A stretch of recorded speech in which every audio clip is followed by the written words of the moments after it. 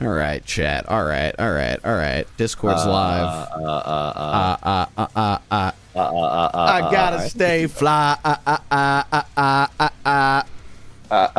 Yeah, I think we're about even. Yeah. You hit Chat. there, I hit there. Maybe I need to go a little Good day, quiet. chat. Welcome. Chat. I think I have you coming. Yeah, I have you coming through right now. Yeah, me going through. Sorry, I'm adjusting my audio based on what your levels are doing. I'm going in.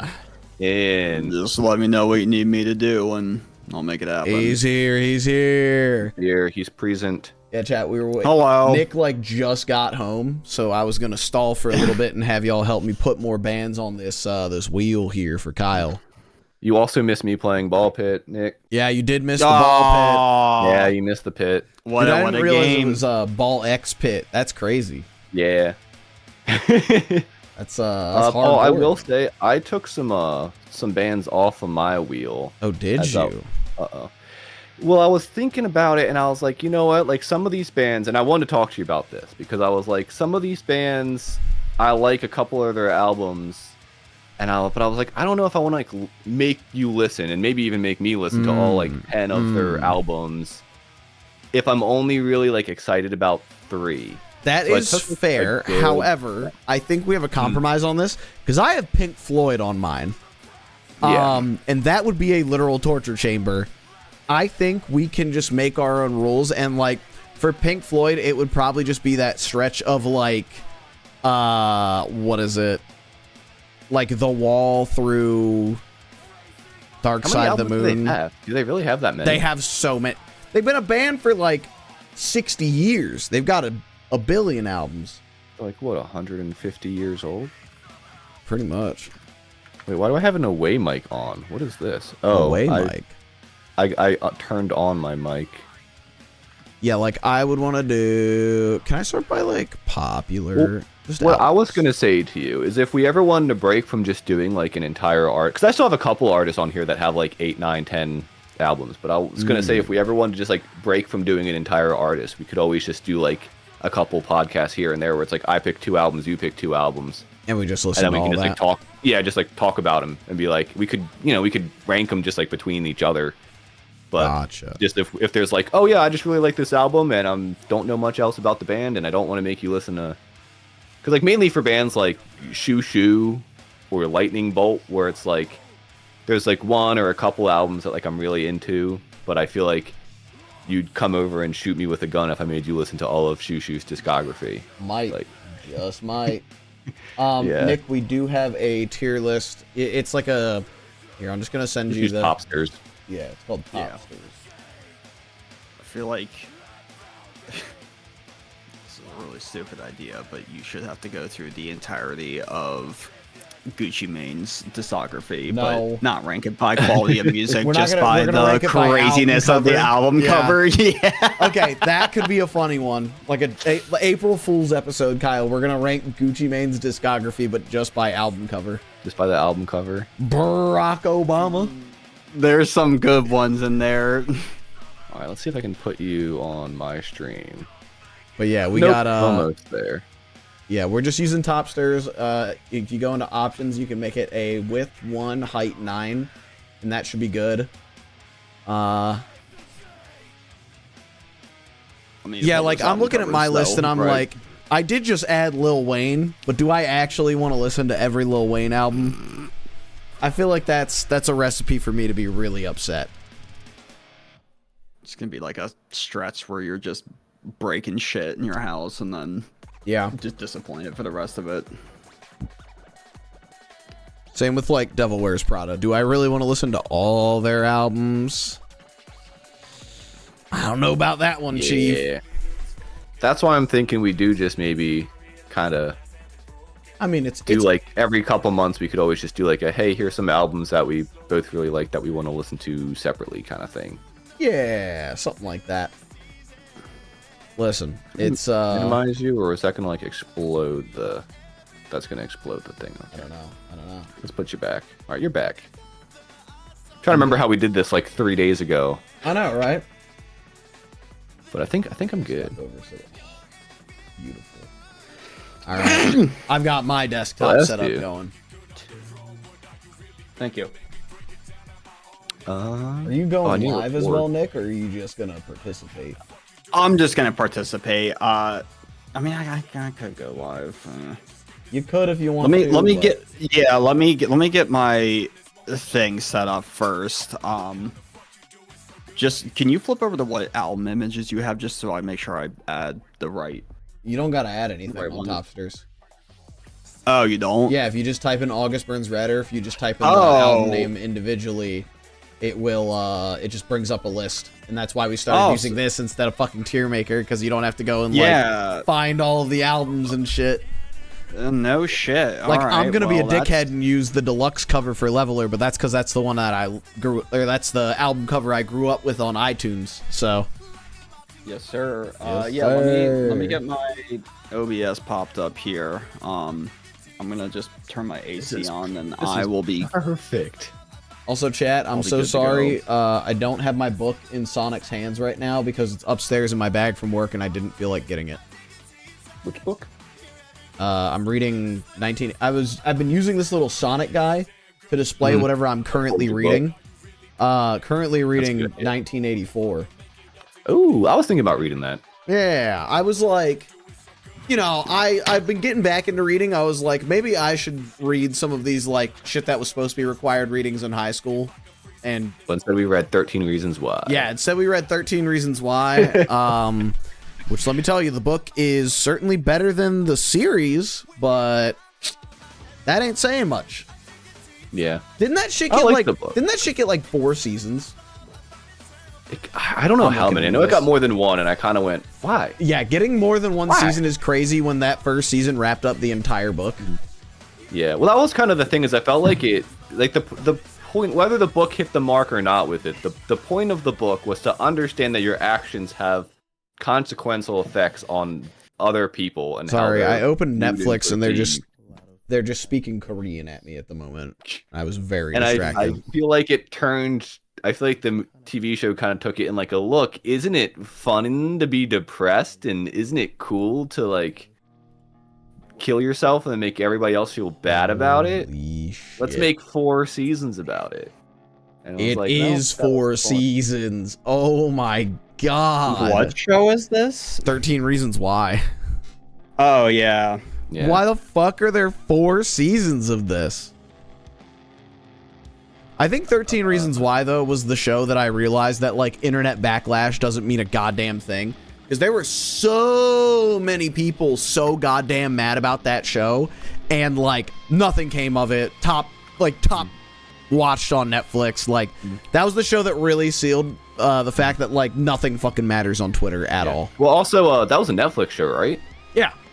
And they love canceling shows if they're not as big as Stranger Things. So the fact that that thing got 4 seasons... Well, it was big. Like, people consistently watched it, like, every year. As much as same thing as fucking Big Mouth. Oh, don't get me started on that. Big Mouth ain't been good since, like, season 2. Disgusting. Big Mouth ain't been good since, like, season 2, and yet it got, like, 8 seasons. Like, you... Is that also a Netflix show? Yeah, also Netflix. But they canceled, like... They canceled, like, so many good shows. That just, like... Glow. I don't know what that one is. That's the wrestling show with Allison Brie. It was really good. Well, to be fair, it kind of got canceled because of COVID, but they could have picked it back up after COVID died down. They canceled the Bone animation, but that was because they, like, were firing a shitload of their animators and stuff. I don't even think it's actually canceled. I think it's just, like, indefinite hiatus because, again, they fired a shitload of their animators. I was going to say that means it's canceled. Yeah. Good old Netflix. Yeah. I don't know if you heard me, but I'm live now. Oh, you live? Okay. I've Are we able to do a everything. threesome on Twitch? Oh, we're threesomeing. All right. I'm just making sure all my dumbass alerts are turned off right now, and oh, they can be So on. wait. They're only gonna affect you. no, it's more for the what's it called? Oh, for the virtual cam when you're putting it into. No, the fucking TTS shit. Oh, do I have to do that for you, Paul? spams. So that you Because can that actually will- think while you're doing this? That, and so your chat doesn't get bogged down by the absolute most brain dead. I mean, you'll still see it because it's going to take people a few times of running to TTS before they realize it's not playing. Yeah. But whenever they did a channel plate redemption for it, Yeah. Listen, You'll I come up in do yours. think that 50s TTS is one of the It's funniest top things tier. you've ever added to chat. And like, I need to make needs it. I need never to make it leave. more channel points. It needs to be more channel points. It when it is rapid fire though, it. I do agree. actually You got a just lot melts of my brain. You got a lot of unfunny people using that one, unfortunately. And speaking of unfunny people, what's up, Zip?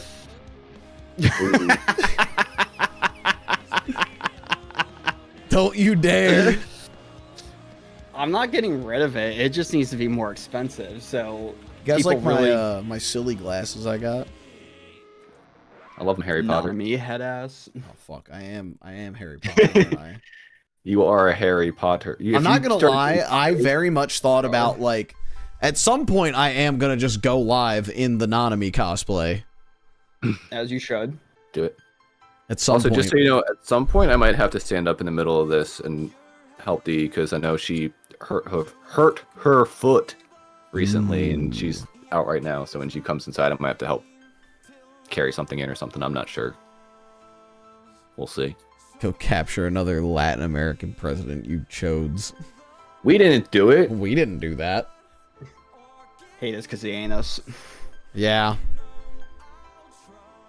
What's it like having the best McDonald's in the world, Zip? I have heard German McDonald's is like top tier. What? Yeah.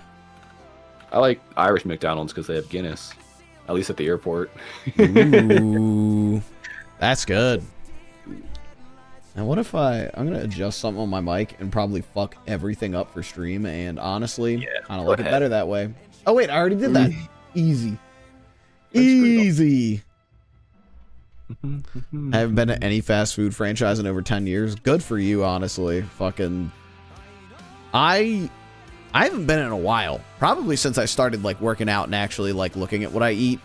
No, that's a lie. I've had people like pick stuff up for me, but just like I don't know, man. Anymore with fast food, I'm like, if I'm gonna pay $10 for food, I'd rather just pay like another $5 and go to fucking Chili's. That's kind of where I've been. And at that's just what prevents me from going to fast food ever. Is because I'm Chili's. like, it is Chili's. Chili's is now, Chili's is the fast food gatekeeper, bro. Like, I sit there and I'm like, I could go to Taco Bell and spend like $7 on my good old slop that I love. Or I could go to the Chili's literally across the parking lot from it and have a 10 times better experience for maybe like, I don't know, 1.5, 2 times the price. The math just checks out. Mm-hmm. Did I just... Oh. I hit stop my music instead of clip that. All right, so Is everybody ready? how we feeling? Are we ready? Yeah, I'm Yeah, ready. I'm I'm- sitting at the list. I'm good I too. got mine up here too. I think we're good to go. All right, all right. Is everybody Yeah. screen sharing in here? Oh, Kylo. I am. I don't necessarily need to see... Or I don't... Oh, yeah, I do kind of want to project Kyle's screen. Am I sure? What am I? Streams. Oh, fuck. Okay, I gotta figure this one out. This one's gonna be funny. Would you like me to share my OBS or? Yeah, share the whole My- thing so okay. we can grab your, well, you're sharing that, which is good. I guess it's really just up to you whether you want your face shown. How's Okay. is that? Just Don't- showing my entire OBS. Oh, Jesus Christ. No, just, oh, you don't have virtual cam as an option, do you?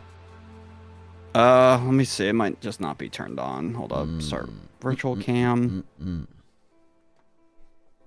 I am And messing I gotta stuff pop up. this Right. out somehow. Fucking goddamn. Hold up now. How do, yeah, I was gonna say I don't know how to get. Ah! I don't know how to get Nick and you, Paul. I'm So not remembering. Why is Pop out. why There it we go, there we go. backwards? It looks backwards for you. It's not. Okay, Is the funny thing about that. All right, grid view. that's This is gonna be hilarious. so fucking stupid looking. Okay, okay, okay. yeah, I'm lucky to just have Paul up here right now. So I've got like. keep it so. Okay, I you know what? probably I'm just gonna should. use Oh this. God. If I go to desktop and I hit. Okay, good. I do have Kyle stream. It's just there's some It's fuckery beautiful. going on right now. Okay. Can you see what's going on mine?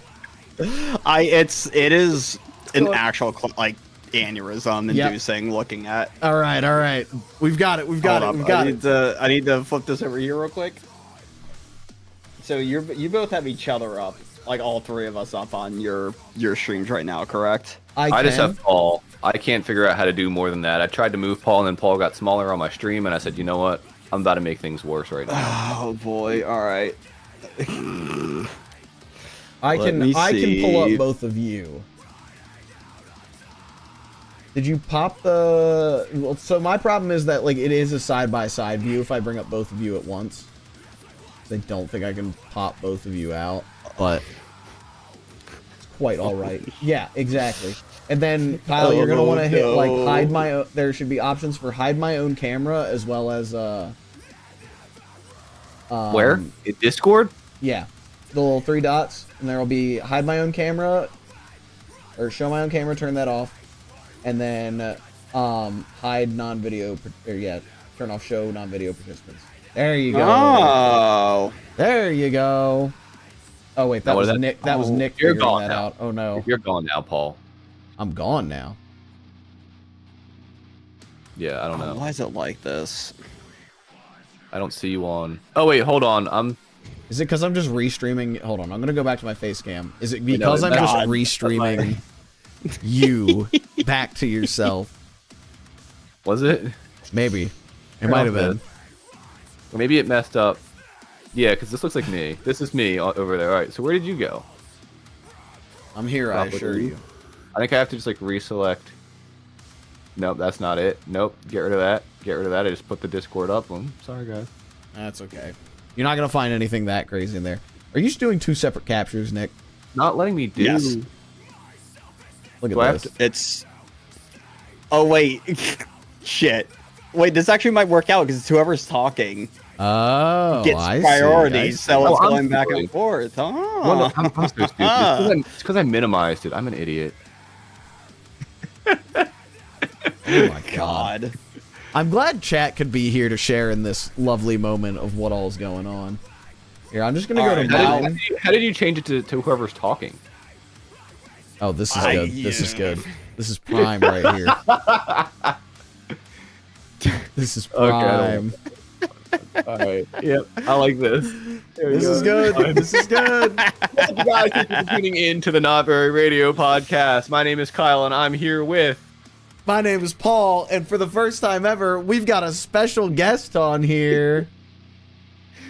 Hi everybody, my name is Corn, or Nick, whatever one you want to call me. I don't really care. I'm happy to be here. What's going on, gentlemen? Not too much, as you know. We've been fucking around with Discord for about 20 minutes trying to get everything to work, and now it's working. Next Hokage. What? Oh my god. All right, well, I don't know. This is the disaster stream where we talk about bands' discographies, and this week it was, I guess, my artist that Kyle picked. Yes, sir. Yeah, my artist that Kyle picked, which was August Burns Red. So, in the last month or so, Nick, Kyle, and I have all listened to every August Burns Red album except one, which I will go over in a second. And today we'll be ranking them from worst to best. I meant to ask before we started, but since we usually do person less experienced with the band reveals theirs first, do we want to have Kyle reveal his first since he's got the least experience with the band, or do we want Nick to reveal first since he's the guest? I feel like Nick's the expert. I think either way is really funny because Nick and I can just dog on Kyle for his picks. I was gonna say, I think I picked, so then you guys can go, what? No! Yeah, okay, I was gonna okay. say, plus, let me kind of just see how y'all kind of go about, hear your explanations and all that. So I'll just go, I like this album, and then just sit there with my thumb up my ass. So what we usually do is Kyle will say, so we're gonna start with 9, which that one's different because I'm gonna explain it, and then Kyle will tell us what his 8th favorite August Burns Red album is, and then Nick, you and I will reveal where that album landed in our rankings. So let's say Kyle goes, oh, my 8th favorite was Messengers. Then I would reveal where Messengers is on my list, and you would reveal where it is on your list. Okay. Hey, buddy, do I have some news for you? There's no way I just guessed that. There's Kyle. You have to be lying to me. I refuse to believe you're not lying to me. Paul, how do I are you pulling up Nick on your I don't know if I can get Nick on, just saying. I do have him up. Okay. I have him up, but it gets real funky real quick. That's fine. We'll go with it. All right. I'll fix it in post. I won't. I'll leave it like this. But it's fine. You could just click on my screen on Discord, my camera, and that should prioritize it to the front. Yeah, I guess I'm gonna have to. I need like a third monitor for this. Yeah, see, and then I can just. Oh, he's going further. Even further beyond. And then when it's ongoing, I'll just drop that, and that way it's not. Yeah. Assaulting right. everyone's This looks eyes. good right now. However it is right now, that looks good. Okay. Do you want me to just leave it like that with like Nick's on there so you can capture it, and then like when I close the stream, it's mine? Hold on, I messed up something up. Hold on. That looks good enough. Okay. That looks good enough. And then I close it, and then it's mine, and then I open it, Yeah. and Nick appears. You know what? If I make, that's not the right one. If I make this a little bigger, okay, no. You know what? I'm done touching. I'm done touching.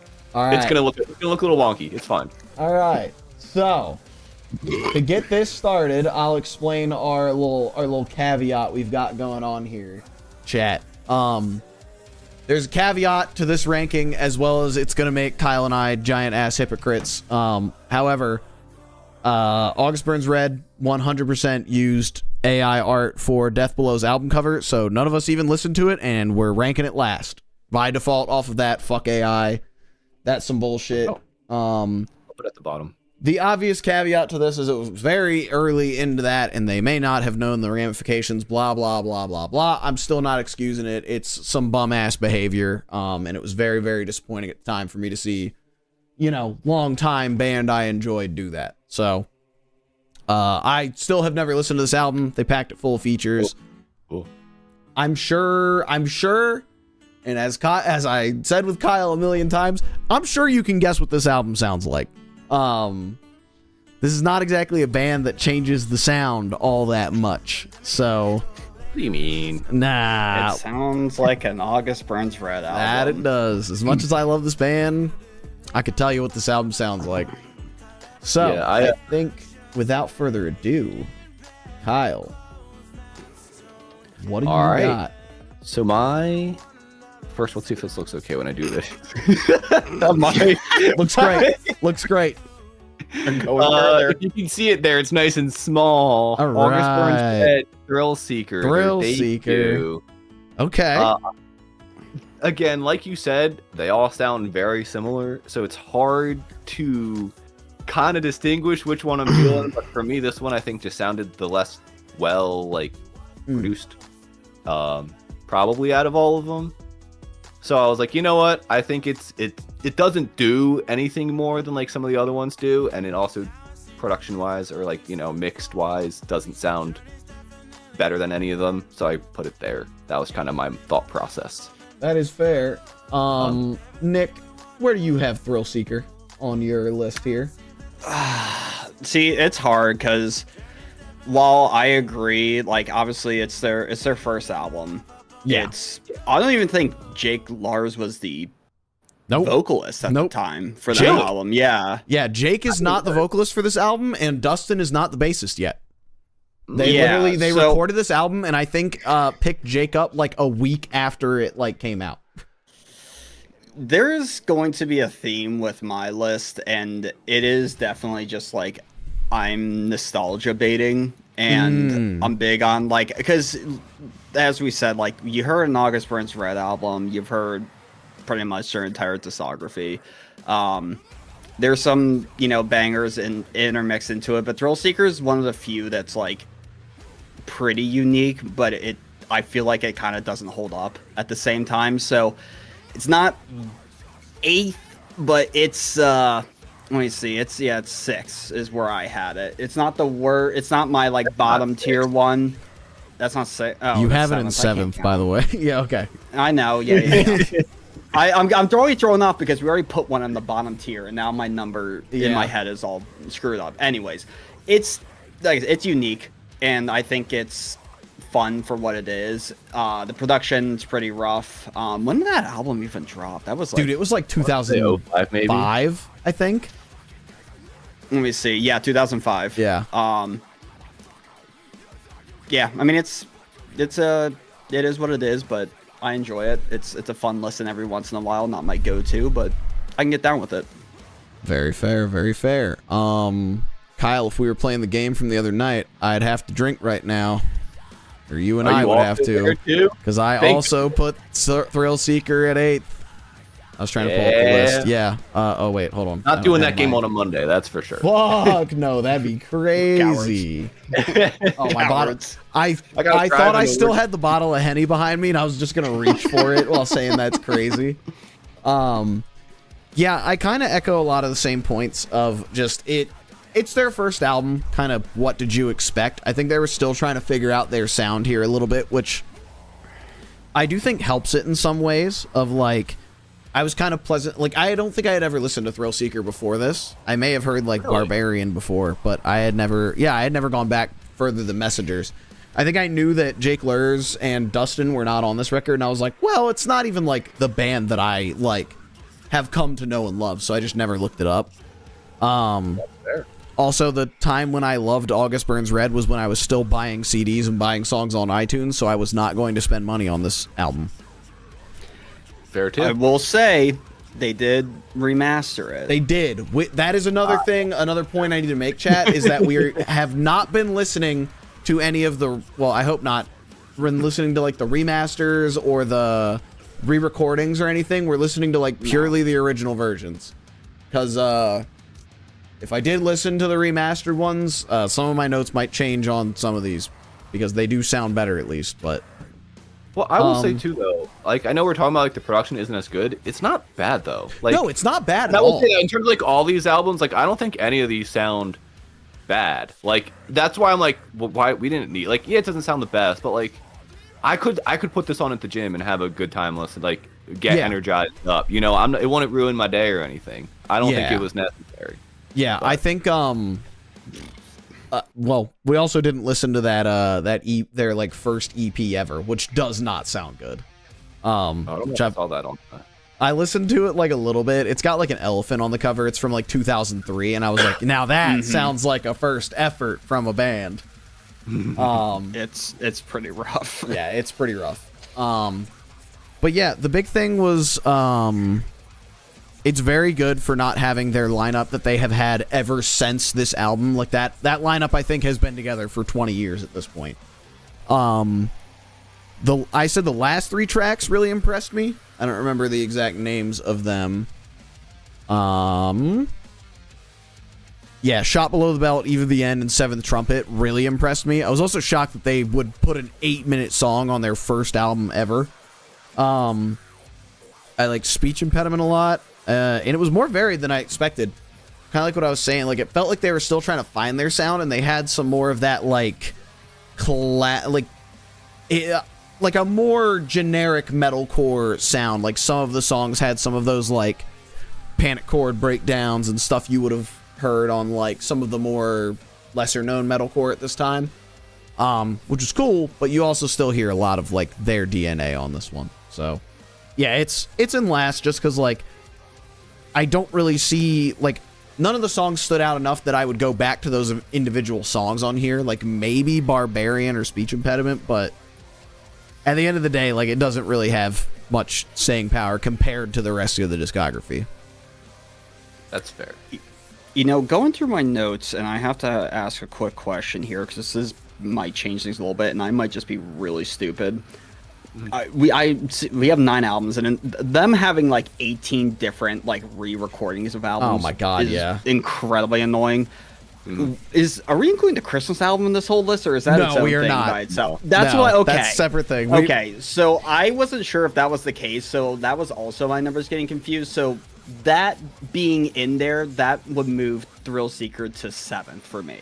Just for clarity's sake. Okay. So you had Thrill Seeker above the Christmas album. Yes. Fair enough. As much as honestly, I love it, but I was like, it's kind of doesn't fit the I whole did put it thing on here. briefly while Kiara and I were going on our little like pre-Christmas date that we went on, but I was just like, God, this thing's so fucking silly, especially like the Frosty the Snowman cover that they have in there. It is on it, like it's silly on its own, but if you see them live and they play their Christmas shit, it is incredible. I will fully just glaze on that. I've seen them at their Christmas concert like I think like 4 or 5 times, and it was fantastic every time. Dude, do you want to hear some shit that or like a rumor that I heard recently about What's Christmas that? Burns Red? I heard that the merch cut was like 60%. And like I'm pretty like I don't know who the fuck is running that venue, but yeah, from I want to say the Kawanashi guys were saying that merch cut was like 60% at Christmas Burns Red this year. Well, And I was like, God, I would have in shot somebody. That's fucking crazy. I don't want to harp too much on this because I know we got other albums to go through, but Yeah. I know for a while they were at the Chameleon Club, and that was like their spot. Like they played a lot of shows, like back in the heyday there, and then it just got too big, so then they moved it to the convention center in Lancaster, and I think that's where it got not so great. Oh, I'm 100% certain because Chameleon Club, as far as I know, it was a very chill venue. I loved every show I went to there. But yeah, when you're going to a convention center, I'm sure there's going to be some kind of thing like that, some kind of like, you know, convention tax for like using that big of a building. It's, you know, it's probably just not the ideal venue for that kind of thing. But when you got that many people and you want to still have it in Lancaster, I mean, like, what, what can you do? Fair. All right. I do have to say one more thing about this album, though. And actually, I was debating on talking about it now because it's going to be a consistent probably through a lot of these albums, which is the lyrics. I think these are some awful lyrics. There's just, you're like a little girl with a stupid crush. It just sounds so condescending. It sounds like they're talking down to me. And when he's screaming at me, I'm like, don't scream and talk down to me. We're all guilty of self-centeredness. You don't really have it that bad. Like, what do we do? Like, I'm sorry. Like, the guy's just yelling at me to suck it up. I'm like, shut up, dude. I don't care. Early 2000s Christcore is crazy. Yeah, it really is. Listen, it's not Amur levels of crazy with I want to watch you suck his dick, but like still. That's because it's Christian core. Yeah, that's because it's Christ core. Fucking it's also not fucking Memphis Mayfire Jezebel. That's a funny one. Oh, that's a crazy one. I'm never letting that one go. And I hope neither does Dan from the Wonder Years. All right, Kyle. Let me I'm gonna pop back over to you real quick. What do you got at number 8? Or number 9? Number 7. 8. 7. No, number 8. Wait. 8? Right? No, 8 was Thrill Seeker. It'd be 8. 10, 9, 8, 7, 6, 5, 4, 3, 2, 1. How many albums are there? They're supposed to, I have 9. 9. It should be 9. If you take out the Christmas album, My bad. You can just My put the bad. Christmas album like at the bottom if you want. There we go. Oops, now I gotta... Sorry, guys. I thought it was 10 including the one we didn't listen to. That's why I got mixed up. It was 9 including the one we didn't listen to. It was 9 including. Yeah. All right. Well, then I guess I was wrong then when I said that Messengers was my number 8 because now it's my number 7. Dang. Oops. Yeah, I don't know. I just don't think that it was. I thought the drums, especially at the kick, just felt like way too like punchy and dry for everything else. It stood out a little bit too much in the mix. Oopsies, that's not what I wanted to pull up. And I just felt like it did the least amount of like. Again, like we're splitting hairs here. Is that the term? Is that the same? Yeah, that is the term. I did like. Well, I went back and forth. Sometimes I really liked how heavy this one was sounding, and then other times I felt like they were trying too hard to make it sound heavy, which made it feel like, just, you don't need to. And again, I think especially in the earlier albums, I found the lyrics kind of like not as pleasant to experience with my ears. Yeah, that's. Which I don't have a whole bunch of them listed here, I will say. I think this one was less bad than another one. that I will be talking about later. Mm. But yeah, Okay. I think I'm gonna put that there. I'm committing. It's up there, Steve. It's up there. All right, Nick. Show me potato salad. Show me potato salad. So, Kill! yeah, I was gonna say, I think we're gonna have to kill this guy. Like your number one. That's gonna be number 2 for me. Ooh, Messengers. That's a good ass album. I will fight people on this.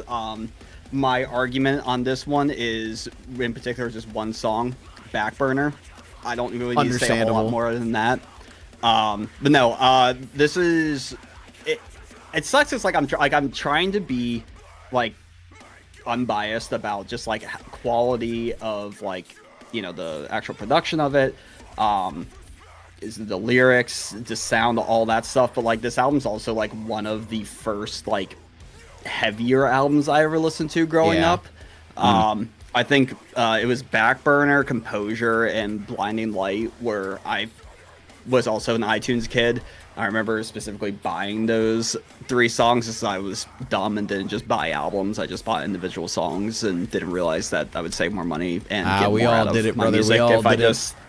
Yeah, but no, you know, and I wish I could remember how many times I've seen August Burns Red live.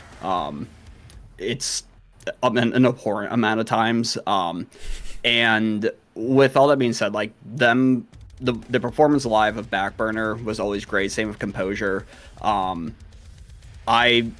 can get down with the lyrics. I think it's a little like August Burns Red and lyrics are kind of meh to me, to be honest with you. I've always enjoyed just the sound of them and just kind of the what is it? Just the energy that comes behind their music. And yeah, Messengers was just like top tier for me though. Love that album.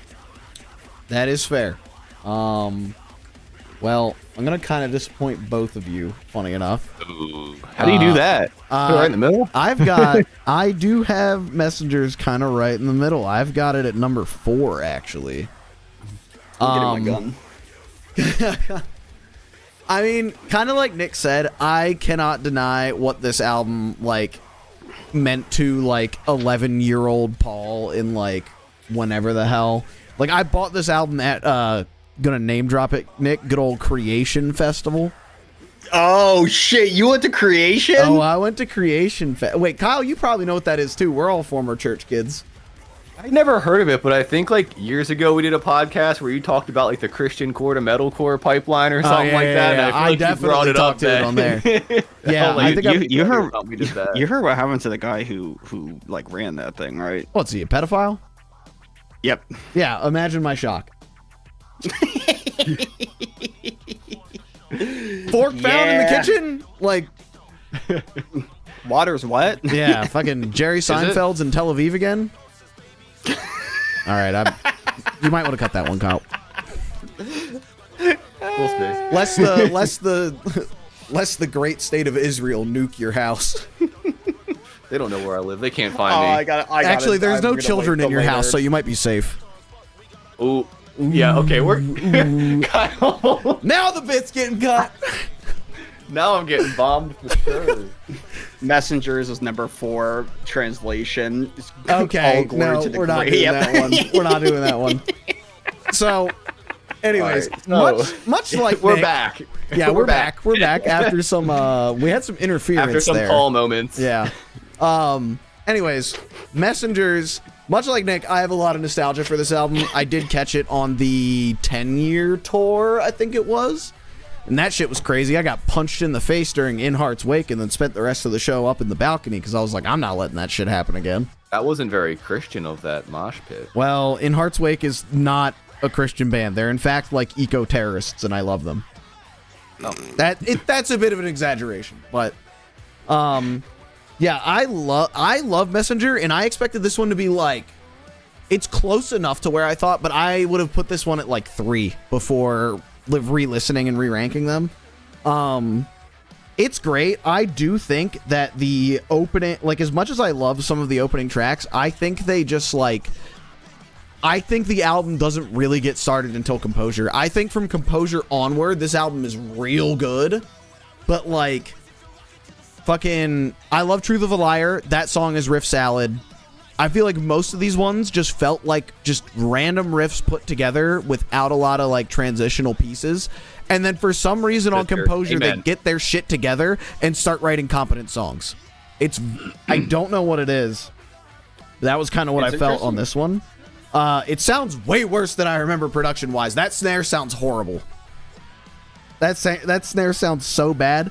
My caveat to this is I listened during a day when I had to borrow Kiara's car. So might have just been not used to the stereo there, but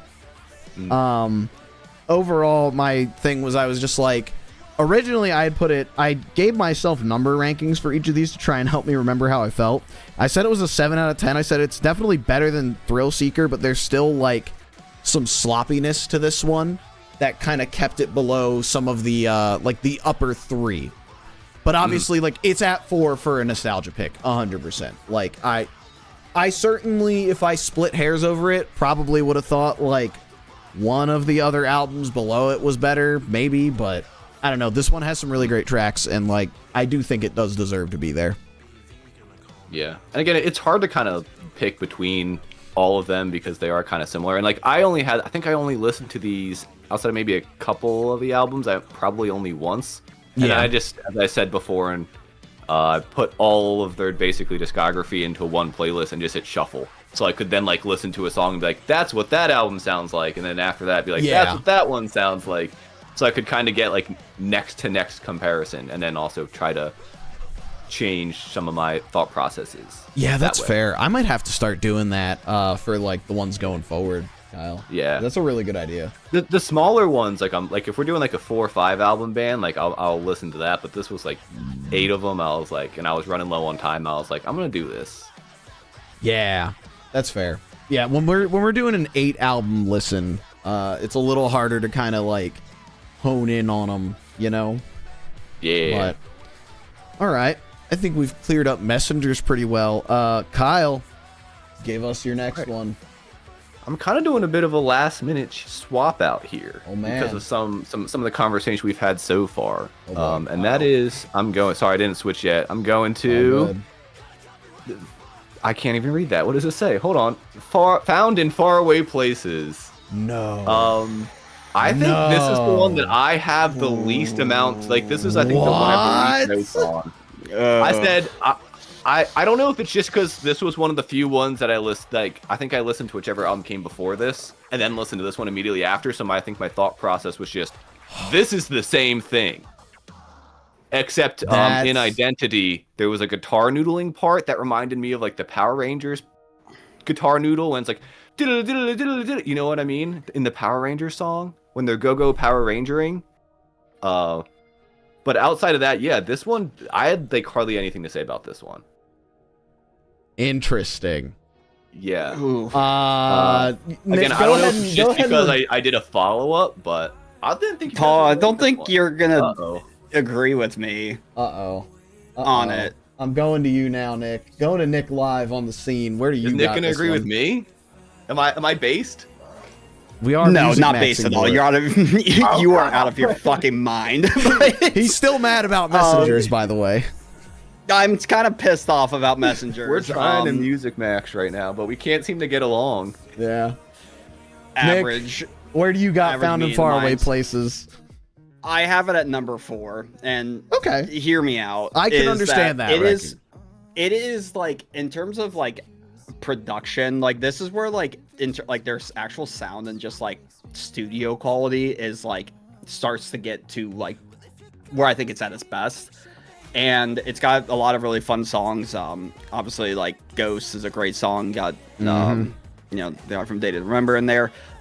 Really enjoyed Majoring the Minors. Vanguard, love that. Loved how that one closed out the album. And it was very unique. Like I felt like in terms of just it being kind of more different, it was one of their more different ones, which is kind of hard to say for any August Burns Red album because they do all sound the same. Yeah. But I did enjoy it. I thought it was a little bit of a like them kind of taking a chance on some different things, just with their sound and just some of the breakdowns were just a little different. I always kind of just think of the end of Ghost and that being more like, I don't know how to really describe it. It's like not like a really hardcore kind of aggressive breakdown, but it's still like a lot of energy behind it. And yeah, I thought it was a fun album. Definitely better than a lot of the other ones, and you know, I think number 4 is a good spot for it. Yeah, I can respect that spot for it. Kyle, I don't know what the hell you're on. That one's crazy. I'm about to move it right now, but honestly, I don't know if I want to. Nah, stick to your guns. Come on. These next 3 are all kind of in like a similar like area for me, where I think I would really need to listen again to like give it a good. That's fair. Like I don't know, like they're all kind of in this medium of just like, these are the ones I think I kind of just didn't really care about. And I'm torn because now I don't know which one to. I'm gonna do it because I'm gonna do it because it's my opinion. Are we moving on to the next album already? I haven't done mine. Oh, you haven't done yours. Sorry, No. I'm jumping ahead, man. Chat.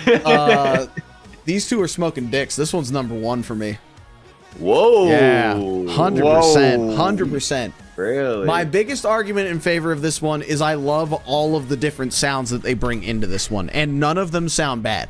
Like they've got like a Western part, a surf rock part. They go doesn't like, do anything. Doesn't add anything. It's just there. Nah, it adds a lot. It adds a lot. Doesn't do anything. It just go look at something different than the same exact thing we've No. been playing for the entire album. Nah. Oh, we so special because we threw a banjo in for 30 seconds. No, the banjo part doesn't sound interesting or exciting. It's just there. It just exists. Ooh, It doesn't make you creative. you just means also picked up a banjo for 30 seconds. okay. You also like exclusively listen to banjo bands, so I'm gonna disqualify your opinion on that one. Hearing it as a metal kid, this shit's sick as fuck. And I appreciate that they like wanted to take those big swings in a pretty stale genre, as we know, and like throw these weird ass elements. And again, it all sounds good. It's obviously not like, as you're saying, Kyle, it's not like changing the world or changing like any of those added like instruments, but again, it's something very good for them. Like Nick said, I do think this is where the production really starts to lock in for like the rest of the discography. Like this is the final album, or this is the first album where like everything sounds exactly as it should. I think that's why doing this is so hard. It's Yes. like, do I prefer whatever, or do I prefer like the better production later on? And that's where I kind of go back and forth on some of these, you know? Yeah. My only complaint at all about this album, and it starts on an earlier album, every single fucking song from like, I think it's from like Leveler onwards, ends with the exact same fade out, and it pissed me off so much listening to all of these, because literally it's the same like, and like every single fucking song ended with that fade out. Not a single song ends with like just hitting a note. We don't hold out. Well, we hold out notes, but then it like cuts in a fade. We don't transition songs into one another anymore. Like that is the one frustrating thing about this, is that they did it on this album. I don't know. I mean, I don't know how else you would have like transitioned these songs better, but it's just really annoying. You mentioned Vanguard, Nick. Funny enough, when I was listening to it, I got to whatever the third to last track is. Where's that bitch at? I got to Blackwood, I think it was, and I was like, holy shit, why would they not fucking end the album here? Why are there 2 more tracks? Or was it, no, it was Everlasting Ending I hit, and I was like, that was the perfect ending track. Why the fuck didn't they end the album with that? And then it played the last 4 tracks, and I was like, oh, holy fuck, no. I was so wrong about that, especially with getting to Vanguard at the end. All the singles, I think, hold up really well with Martyr, Identity, and Majoring in the Minors. I'm glad they started to try and incorporate some singing on this one. I just think, again, I think it's the most varied of their albums, and I think that's why it sits as, like, my favorite. Because, like, I can go back to this and hear different stuff. You know, like you said, Nick, this is not the first time they've had a feature, but a first time they let a feature, like, actually change something about a song. Because I'm pretty sure they featured somebody on Messengers, but like it's just more screaming, and I'm like, oh, okay, got it. Yeah. But yeah, I love this one. This was their first one when they got signed to Fearless Records, and yeah, it lived up to every expectation I had. It did have to grow on me for a little while, admittedly, when it first came out. But I was also just like, at the time, I was like, well, it's not Leveler, so like, why do I care? And then eventually I was like, no, everything on this is really, really good, and they really knocked it out of the park. So, I think that's all I got. Anybody want to tell me I'm smoking one? I already shouted at you, man. I'm surprised true. I was the one shouting this time. So I'm a little surprised. Shouting at me. To be honest with you, I think I now know what your number 2 is, but You don't, by the way. You don't. My opinions changed. see. My opinions changed a decent bit with this listening. I feel like I'm gonna piss you off at some point, but we'll move on to the next one. I'm not gonna go there the yet. whole point? Someone's gonna get upset. Kyle already did. We got it checked off. We're in. We're in. Kyle, what's next? Yeah, these two it's torn for me. I wish I had more time with the one that I don't think I'm picking, so I could feel more confident in that pick. But the one I'm gonna go with, I think, is Guardians. Ooh. I don't know. I like it. The reason why it would be higher is just because I think the sorry, I moved there over we too go. quick. No, I can We're switch to time's Nick warping. real quick. But Go to my face for a second. I think the production helps this one a lot. I think the production just sounds great, which I think just kind of makes everything else feel or sound interesting, even if it isn't really doing as much different stuff as maybe I feel some of these other albums are. So I think that's just why I'm going to put it here. That's where's my? Oops, I clicked on the wrong one. Let me see if I have any other thoughts on it. Let me check my notes real quick. That's fair. I did like Empty Heaven. I felt like that was the best song. Oh shit! Wait, that album's called Guardians. Yeah. Yeah. I wrote it down as Defenders. I think that was the lead single. Oops. There's the Defender. Yeah. Oh, I wrote it right in the ranking, but when I was writing my notes for it, I wrote the notes under Defenders. Yeah, it's if you like regular metalcore, that album's for you, man. All right, That's Nick. the best way to put it. I'm popping over to you, I think. What do you got? So this is the one that was probably where I feel like I might turn some heads. That's number 7 for me, and here's my reason for That's okay. I need to hear some explanation for this. This is when I got to this album. Mind you, I did a lot of like, for me when I'm in like a listening mood, I just gotta like listen to all of it, and I didn't really do what you did, Kyle. I just listened to them in order. And I think I had listened to like at least 4. Like this was the 4th album I had listened to of August Burns Red. And by the time I got to Defender, I was like, holy shit, I listened to 8 albums of August Burns, well 9, because I listened to the fucking Christmas album of August Burns Red. And I'm like, oh my god, it's like, you could have told me that this is off of any other album, and aside from the production of it, I couldn't tell you what album it was from. It was just kind of meh to me. Like, kind of like Kyle said, like, if you like metalcore, you'll like this album. I just didn't think it did anything like unique. And again, I might be a little biased too, because like this was the tail end of the listening, and I was like, oh, that's a lot of August Burns Red in one sitting. And yeah, I'm more like with my listening of August Burns Red in like 2026, it's like there's a few singles, individual songs picked out that I like in a playlist somewhere, and I'm like, ooh, look, I haven't heard, so and so in such a long time. Like, this is fun. I would never pick any song off this album to put into a playlist, because it would just be probably a skip in my opinion.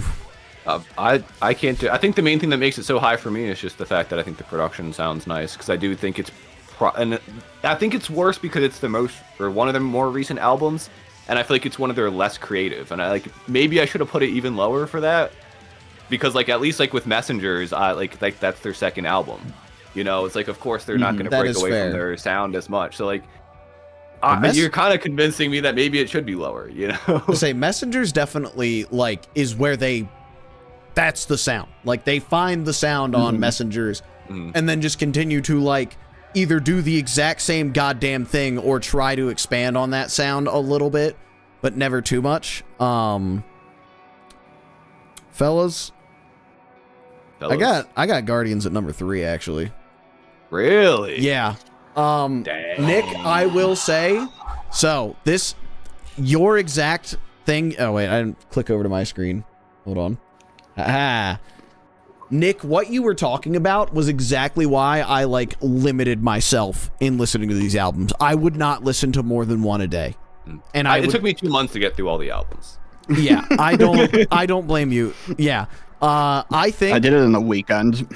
Yeah, I think Oh my 100% if I had listened to 8 albums like in 2 days, I would have not been enjoying the last one. However, I said, I listened to Found in Faraway Places immediately after whichever one came before that, and I think that did a big reason why I didn't like that one as much because I listened to 2 in a row, which is so crazy. I can't imagine all 8 or all 9. Yeah. I think Guardians is really good. Like, I was very pleasantly surprised with this one because again, this late in their discography, and I've listened to the album that comes before it, and I was like, I know exactly what I'm getting into. Like, there's not going to be anything different. I'm going to be bored to fucking tears. There was a lot more melody in this one, and there was a lot, like, I think the songwriting was a lot better on this one. I think there were more, like, melodic parts, a little bit more of, like, I put singing in quotes, because it's kind of like a scream singing thing that I really liked.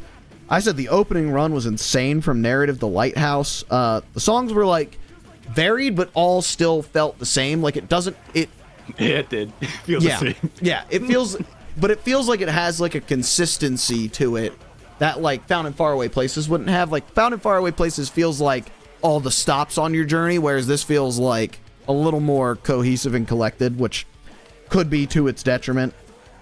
I wrote down Bloodletter and Extinct by Instinct Rule.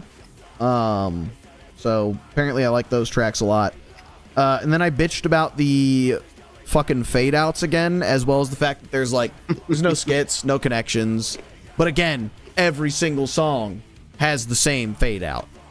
But again, I thought I couldn't believe that I liked this one as much as I did when I listened to it. And I think that's I think it surprised me, and that's why I have it at 3. I think the production tricks you. I think that's why. I think it sounds does.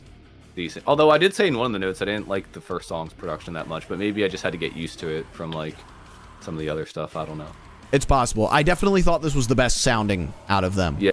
Which makes sense. That's what it sounded fine. I mean, realistically, it should be when it's the most recent album that we actually listen to. But yeah. All right then. Kyle.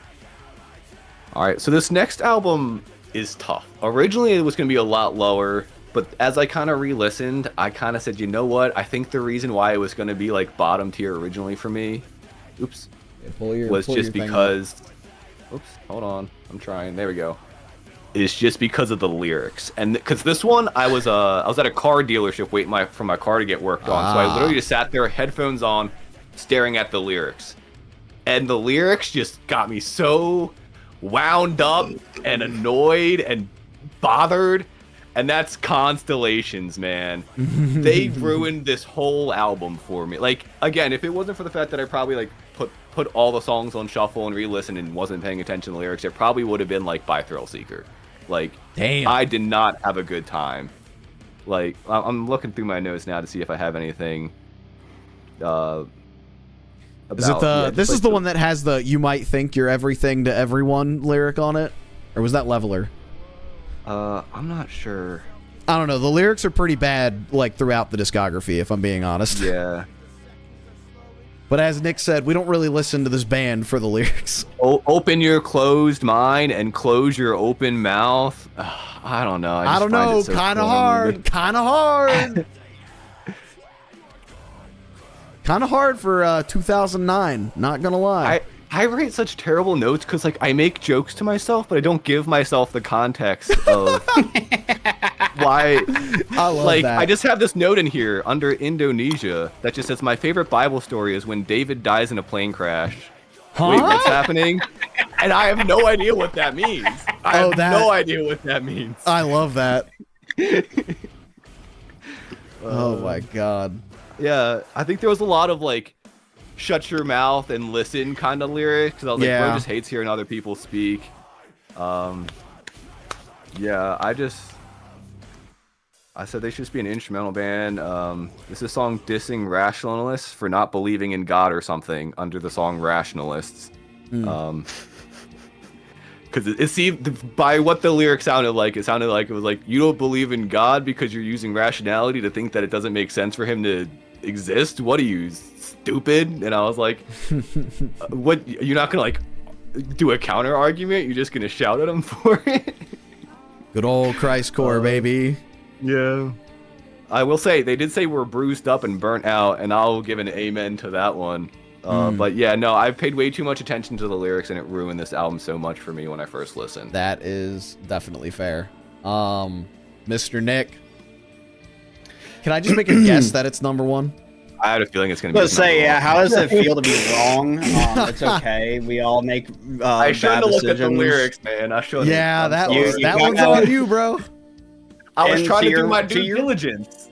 To your point about Indonesia, I'm pretty sure that whole song's about a missionary who died in a plane crash in Indonesia. So that's probably why you had plane crash in the plane crash thing in there. I mean, I don't got a whole like. There's nothing super profound on my. I know Paul knows this, and I'm not sure if you're privy to this, but like my favorite genre of music is unga bunga, like hit him in the face with a shovel and like piss on him. I don't know, but like I'm very much into like how everything sounds and makes me feel more than like lyrics oftentimes. And this is one of the first metalcore albums I ever like had a physical copy of. I didn't just burn from a friend who had it on iTunes. I think no, it's not this one. But Whitewash is like I think my all-time favorite song by August Burns Red. I loved listening to Mariana's Trench growing up. That was like one of my all-time favorites, and I loved the intro to that. And I just like I said, I just remember just blasting this thing on repeat, like to the point where I probably had every like not just like lyric, but every like instrumental change and like beat of the song of every song memorized, just because I had listened to the absolute shit out of this. So it's more of like in terms of like actual quality and production compared to the other albums. Like if you compare this to Defender, I mean Defender sounds 8,000 times better from a production standpoint. Guardians. I fucked everybody up now. No, because I picked that must have been a single that I pulled over that I was reading off. Oh, you picked the Defender's single art. Let's go. They're all three the same on there. It's Yeah, they pissing me all off. look pretty Anyways. much the goddamn same. Anyways, they it's not their highest quality production, but I think just from the songs themselves and just kind of the again, seeing them live as many times as I did, I heard most of these songs played live. So it kind of just holds a special place in my heart. And from just a more subjective standpoint, it's a, all time for me. But I could definitely see the other albums being higher up for other people. I think it's kind of just a give and take, and you still kind of fall back into that whole every song kind of still sounds the same type beat. And I saw Paul's band in Maryland do a cover of this song at a church. I just want to put that out there. Of Whitewash. Of Whitewashed it. Yeah, we were covering some crazy stuff at church. I remember we did like we would never do it like during service, but we would just like randomly like before actual church started, we would break out into like whatever song was piquing our interest. So like sometimes it was Whitewashed. I think we did Your Betrayal by Bullet for My Valentine a few times. I wouldn't be surprised if Blow Me Away by Breaking Benjamin was there. Just anything in Drop C, honestly. We were just ripping. We did a cover of Have Faith in Me by A Day to Remember. Oh, we actually did played do that during a youth group. But I was talking about Remedy. Remedy played Whitewash at... Yeah. What? I remember it. No. I promise you. We played Carol of the Bells one time. I'm talking about not the youth band, Remedy Within Ruins. Yeah, I know. You had a show. Oh. You know, I remember it. I will fight you on this. I know for a fact this happened. He had too many natty You lights can in him, fight he me all you remember. want on that. There is no way. I'm telling you right now, left hand on the Bible, that band was not talented enough to play Whitewashed. Like, maybe we played the opening of it for something. We were not playing Whitewashed all the way through. That band was not talented enough. Myself especially. I was not playing Whitewashed all the way through. I'm telling you right now, that didn't happen. I could have swore it happened, but maybe I am misremembering things. But No, It was like another band I'll on the agree set that or something. we might have just like broke out into that breakdown at some point, but I don't think we ever like Maybe. played it all the way through. We were tossing around trying to play Empire at one point, but that didn't go through because again, we were not nearly talented enough to play that song. Anyways, I have Whitewashed at number 2. Constellations. Yep, that's what I said. Yeah, I have Constellations. It's one of those days. Yeah, it is one of those days. I have Constellations at number 2, which actually surprised me a lot. Because growing up, I was definitely a Constellations denier. I think I just wanted to be a contrarian, if I'm being completely honest. Because for some reason, I was like, I like Messengers and Leveler better. But yeah, going back and re-listening to it, I was like, oh, this is why everybody loved this album, because it's the most consistent. I think it might be like the most consistently good of the ones that are like just strictly the August Burns Red sound. There's just a ton of good fucking tracks. Like you said, Whitewashed. This one also, guess what? It's the last one they do any kind of cool transitions on, so you're ready to get fucking bored after this one. But like you've got the transition from 30 and 7 to Existence. I think Whitewash transitions nice into Mariana's Trench as well. Fucking Meddler's a crazy track. Crusades has one of their nastiest breakdowns. The mix is fine. It does what it needs to. Yeah, re-listening to it, I was like, I totally get why everybody loved this one so much. And, you know, what, like 13-year-old Paul was very wrong in his assessments. Imagine that, a 13-year-old was wrong. We've never seen that one happen before. All right, I'm clicking back over to you, Kyle. What do we got? All right. What's next? Next, we have Leveler. Ooh, Oops. Okay. Funny enough, Yeah. I also have these last 3 albums like in a block of 3, like you did at the top. Just it's my what is this 5, 6, and 7. Middle. 6, 7. Sorry, I hate 6, that meme. 7. I hate He it so said it. much. He said it, guys. He said the it. funny thing. He said it. I just felt like this album kind of felt a bit more diverse than a lot of the other ones, and I feel like these 3 albums that I'm about to talk about probably felt the most diverse to me, or at least most interesting. That is fair. Internal canon had like some quieter parts, and I think that's like part of my problem. Like, I'm not as well versed in the genre as these two, and for me, like, I like more dynamics and when things settle down and then they build up to something versus just like always being at like 100 and just going.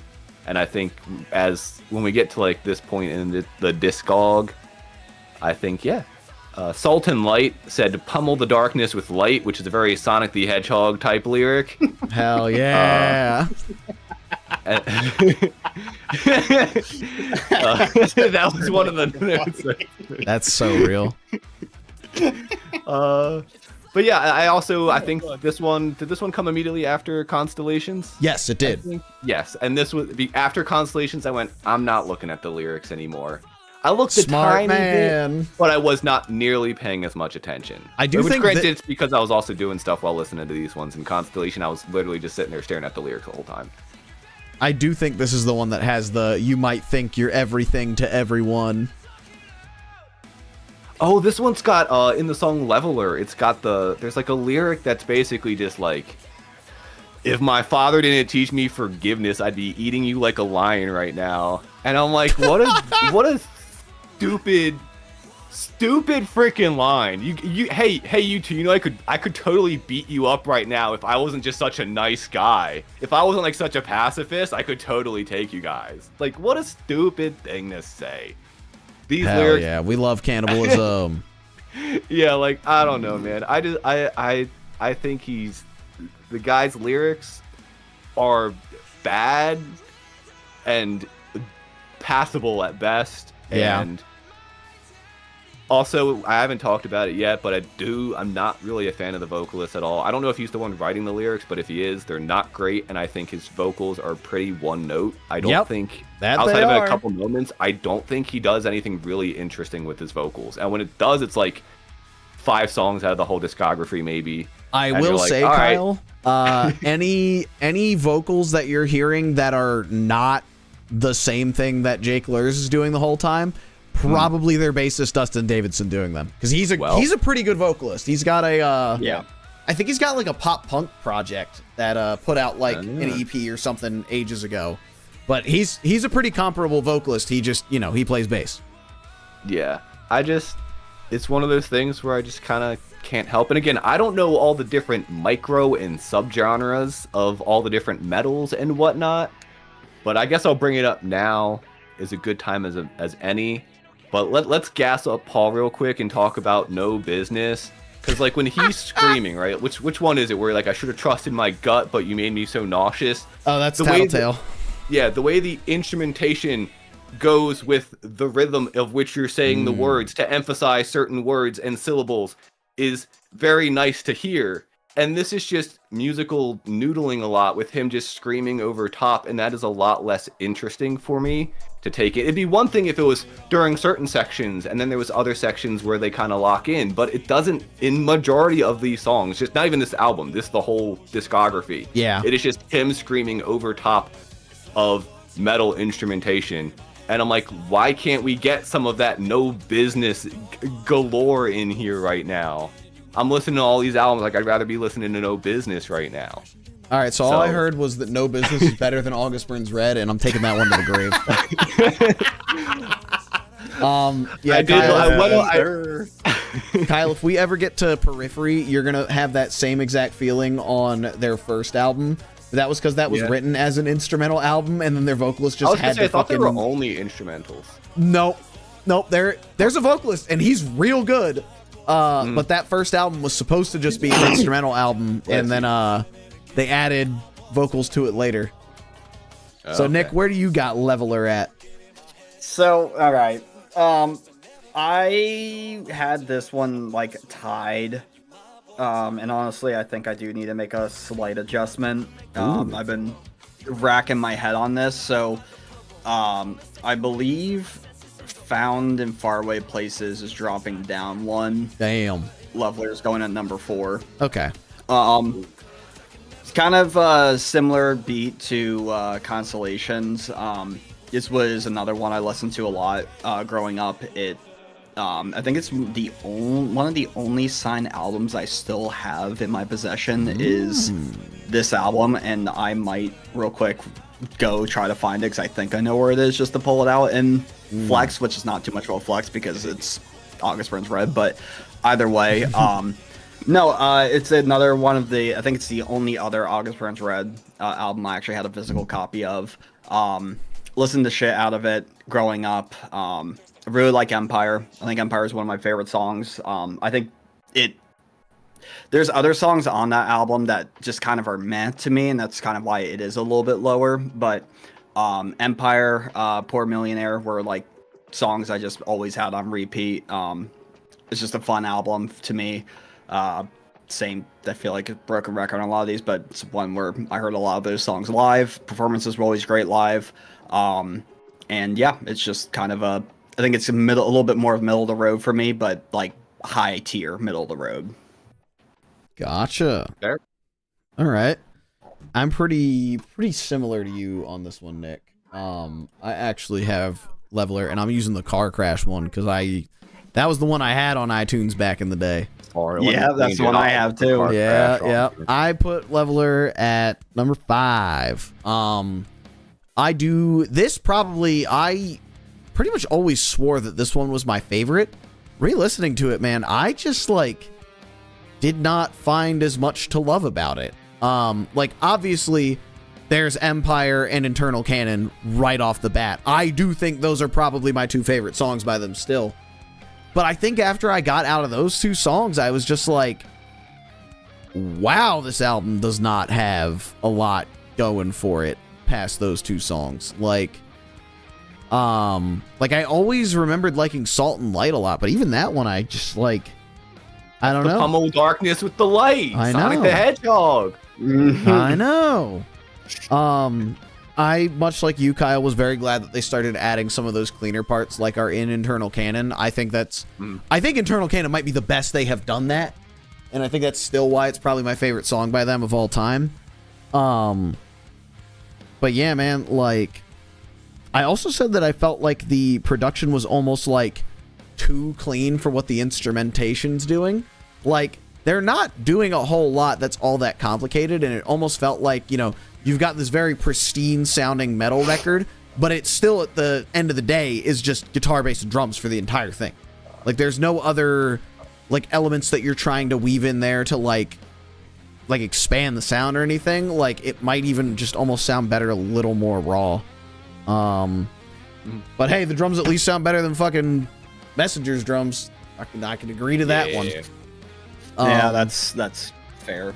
Yeah. Again, I love those first 2 songs, but I couldn't get into the rest of the album, which is again weird for an album that I swore was my favorite for a long time. But So we were all 3, 4, and 5 on that one. ooh, 3 Going down there. Ooh.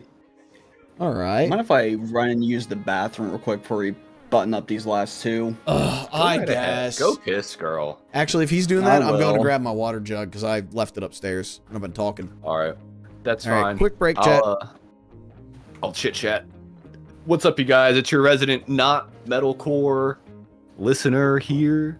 And maybe that's why I put these in the order I did. I know Nick was saying he likes the way it makes him feel.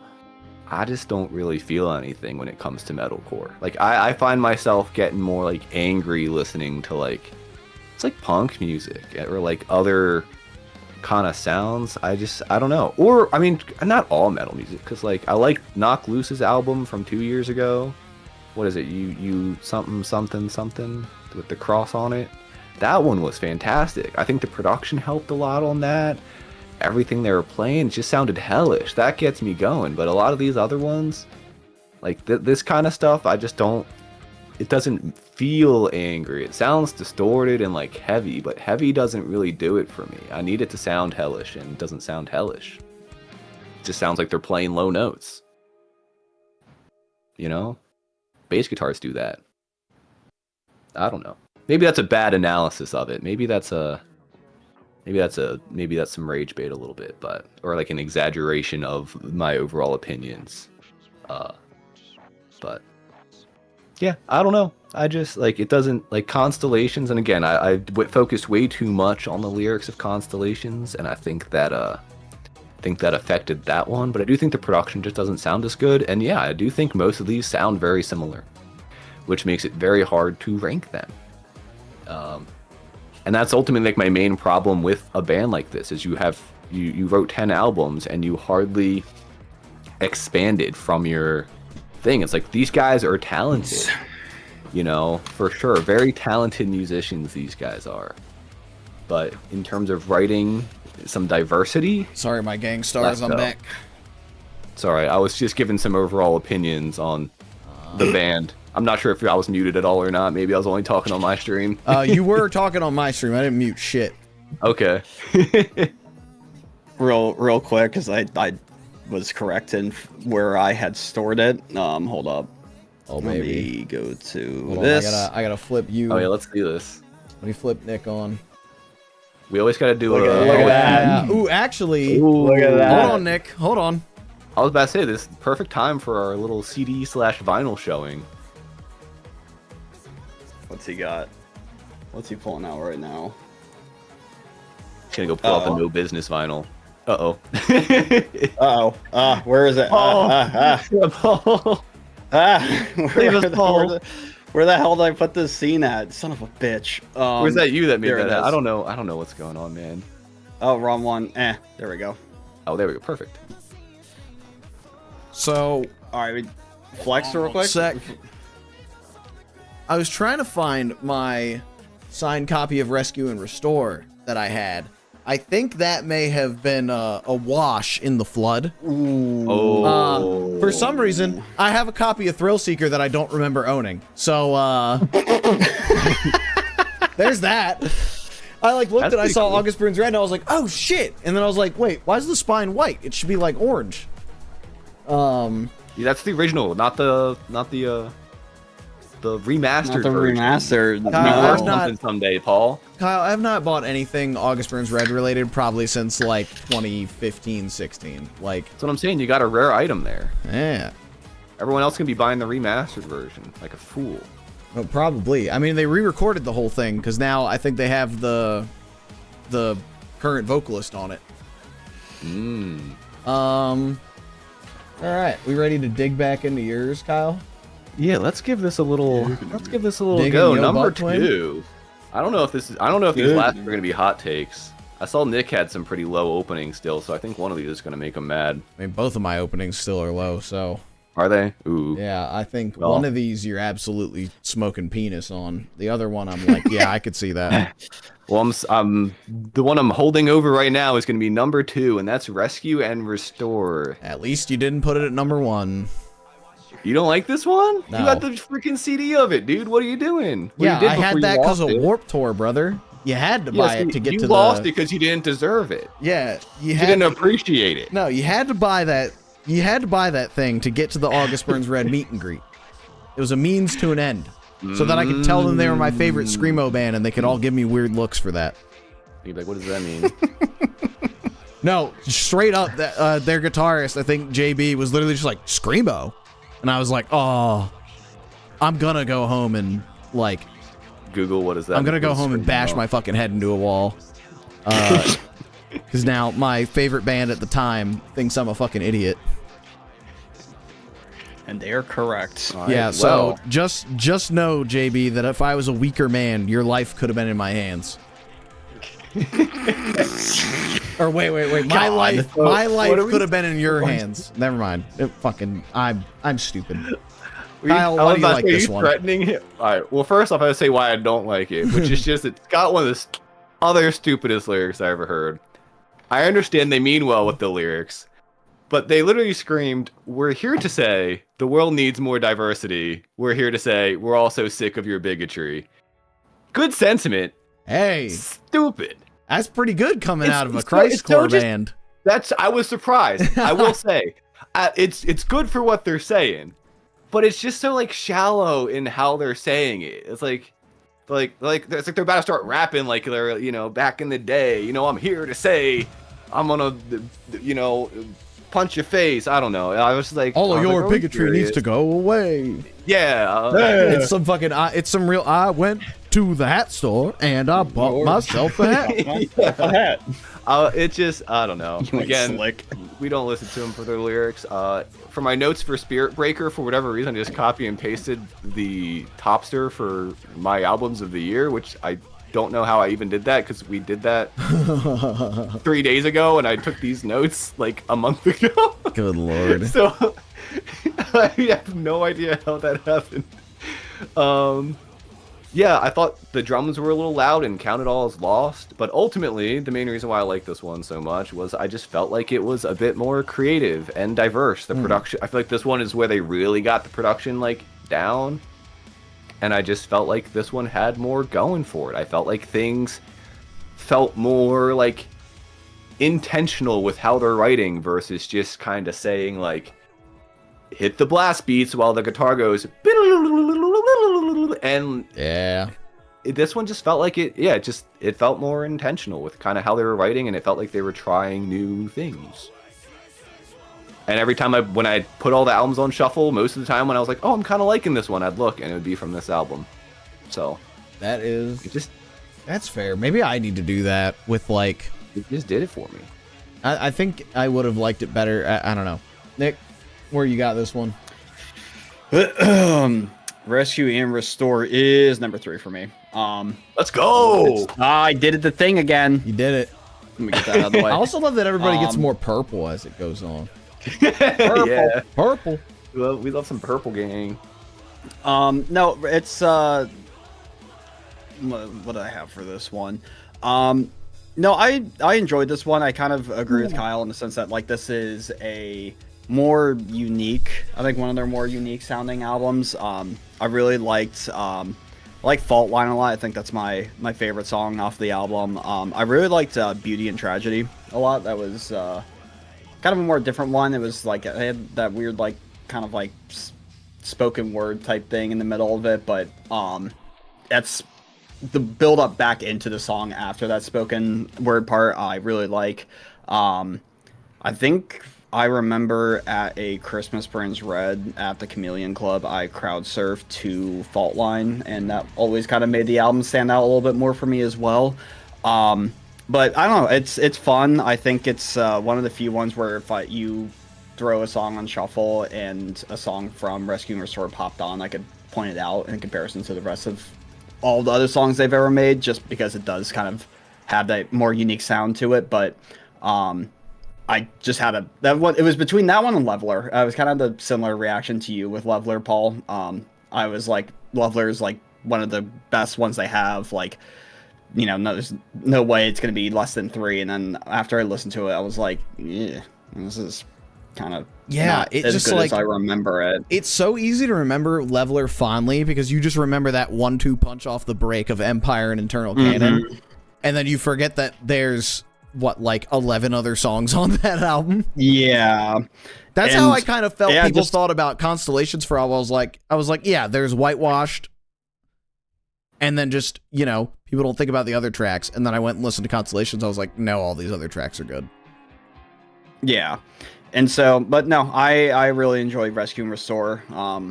It's kind of still kind of falls into that, like, I won't say it's forgettable because I remember songs off of it, but there are songs on there that I'm like, I kind of forgot that this song existed until I heard it again. Like, but I feel like that's kind of the theme of all their albums. Like, they have just bangers. Like, they'll have like 1 or 2 songs that are like, this is a really good song.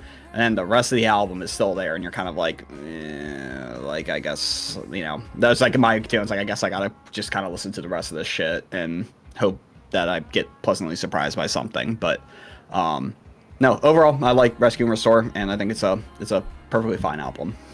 Well, I differ from both of you a lot. He hates it. I don't hate this album. I have, admittedly, this might be a reverse nostalgia one. I have never liked this album. And really? I don't really have like an explanation for it other than just, I think my biggest thing was I've always felt like this was where my August Burns Red fatigue started. Where like, you know, we had like, I started after Messengers. I mean, that's fair. But like we had Messengers, and then Constellations was like the big like breakout album, and then Leveler was the follow-up, and I was like, oh, they're doing some new cool stuff on this. And then I always just felt like this one fell flat to me. Like, it's just, oh yeah, here's more. Like, and I just like, there are definitely some good ass tracks on here. Like, I can't deny that whatsoever, and that is definitely what pushed it above Thrill Seeker. Like, I love Provision, Spirit Breaker, and Fault Line, like you mentioned. I like Creative Captivity, apparently. But, like, overall, like, I hate that there are no... Like, this was the album where I started to notice the stupid fade-out thing. I think, again, because I just already... I admittedly really tried to go into this one with an open mind, especially after I didn't like Leveler as much as I thought. I was like, oh, damn, like... I might have been wrong about all this as far as like my tastes go, and then I listened to it and I was like, oh yeah, no, I was almost spot on with this. They also decided to just piss me off by finally putting some kind of skit or something at the very end of the last track on this one, and I genuinely wanted to punch my windshield out after that. Because like, what do you fucking mean we're gonna finally put like a skit or like something to try and tie this album and make it an album instead of a collection of songs, and we're gonna put it on the last track at the very end of it? Like, fucking ridiculous. All else I have for this one, and this might have been what you were thinking of, Nick. Remedy Within Ruins, my first real band ever. one of our songs absolutely like has a near exact recreation of the lead from Fault Line. And it's Oh shit. it's pretty nuts. I'm gonna play it for stream real quick. I don't think you guys will be able to hear it. But, I don't think so. all right, here we go, chat. Oh, that's gonna be squishing that shit so bad. Hold on. I'm just gonna put it back where it was. Okay. So, chat, this is Fault Line.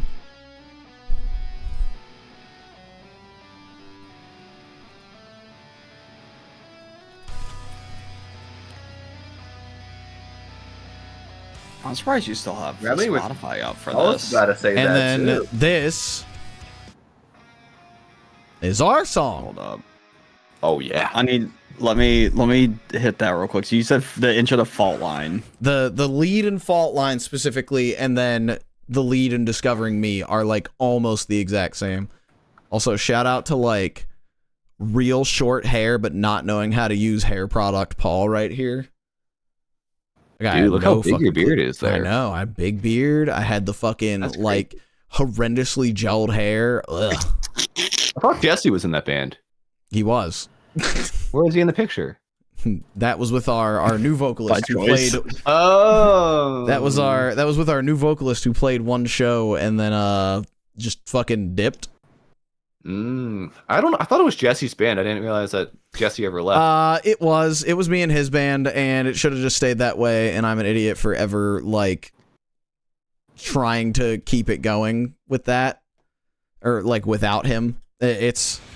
I do like, I don't want to say I feel like horrendous about it, because like I just wanted something to play music, and like at the time he said he was cool, but like we did definitely kind of like use a song that he wrote and just had the new guy write lyrics for it, and like it was stupid.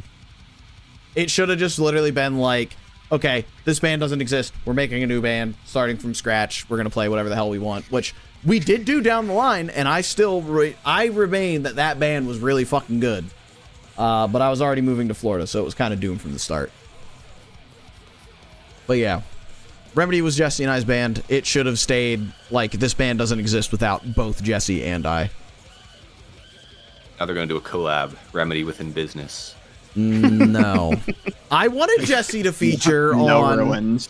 I wanted No Jesse to ruins. feature on the EP. He was going to take Nick's feature actually, and I was going to have Nick feature on there here. And then Jesse, You and I decided not bomb a country, no ruins. yeah. Okay. Yes, sir. Yes, sir. Oh, that's my kind of bullshit right there. Good lord. But yeah, I was gonna have Jesse was gonna feature on Snitch, and then I was gonna have Nick on there here, and I was gonna have my buddy play saxophone on strings, but it just wasn't really working out for that one. He wanted too much That would money. have got me. Oh. Yeah, he's like, It's not in it for the love of the game? What the heck? well, he's like an actual session musician. And I was just like, how much would it cost? And he was like, it's this. Also, you need to do shit with royalties. And I was like, I got no idea how to do that. I'm not even going to try. I was legitimately just like, that's more than I have in my $0 budget. And also, like, I don't know how to set up any of this with royalties. I am using a DistroKid account. So, yeah, that was why there was no saxophone on strings. Wait, what part of there here was did you have in mind for me if Jesse was going to do Snitch? You were going to do second verse. I don't think we ever... Ah. Oh, no. I think, maybe I was going to have Johnny do second verse of there here. I don't fucking know. But yeah, originally I was going to have Jesse do Snitch, and then he just like didn't do anything with it, having the song for a while, and I was like, you know what? Give this part to somebody who gives a shit. He said, I don't wanna. And then when Jesse heard the full EP for the first time, he came into my room and he was like, I need to have a word with you. And I was like, oh yeah, what's up? And he goes, so you're telling me that you turned Get Nasty into like one of the best new metal songs I've ever heard, and you wanted me to feature on the intro that you've had written for like 2 years? And I was like, yes, that's exactly what I said. And he didn't even want to do that. Now he gets nothing. All right. Well, Should we take this home? Now let's take it home, baby. Land the Chat, plane. if you're keeping track, we got one album left. Apparently this is an unpopular opinion. It's looking like, and that's this one. Phantom Anthem. Phantom Anthems at number 1 for me. I don't know if I was just having like a good day or what was going on, but I was really surprised by this one. I felt like there was a lot of like good energy in all the songs. I felt like they really tried to write something a bit more meaningful, like I said with Rescue and Return as well, where it felt like they weren't just like noodling or writing whatever. Like what they were writing felt intentional. It felt a bit more progressive. I felt like the production was heavier. Yeah, I just was really impressed all around. I felt like it was them going, all right, we wrote the same thing. What if we like tried to write something as opposed to just like riffing, which is what it felt like there was through like so much of this. And maybe again, I'm not a metalcore guy, and I don't get much out of just like kind of stuff. But this one, it felt like they took that and they tried to make something, you know, they thought about where they were putting the notes and when they were playing them. And like some of the guitar parts, it's like they would start off slow and then go doodly doodly and then go back to slow versus just doodly doodly the whole time. But yeah. That's fair.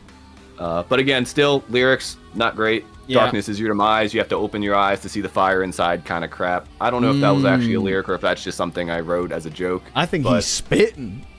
I think Kyle's spitting over here. I might have. Feel free to steal that. Here, let me read that again for you guys. If you want to put that in the song. Darkness is your demise. You have to open your eyes to see the fire inside. That's definitely a thing I made up because it's not under a specific song. Very So fair. I do think. So go ahead, steal it by all means. Yep. All right. Nick, where did you have this one? Since I can't count. Same as you, bro. This is number. We both got it at 6. 6. You guys gotta take Yeah, shots. number 6. Hey, that's a shot. Hey, that's the second shot. That would be shot. That'd be I- 2 for me, 1 for each of you, because I matched with Kyle on Thrill Seeker and then matched with you on Phantom. Yeah. Oh yeah, that's right.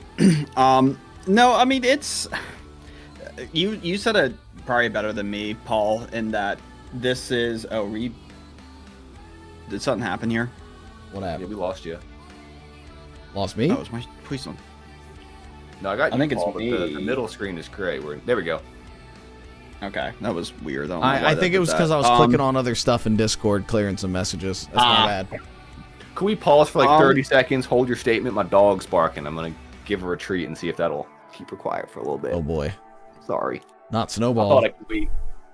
I'll take a sip real quick while we're waiting. Little Sipskis, I'm in.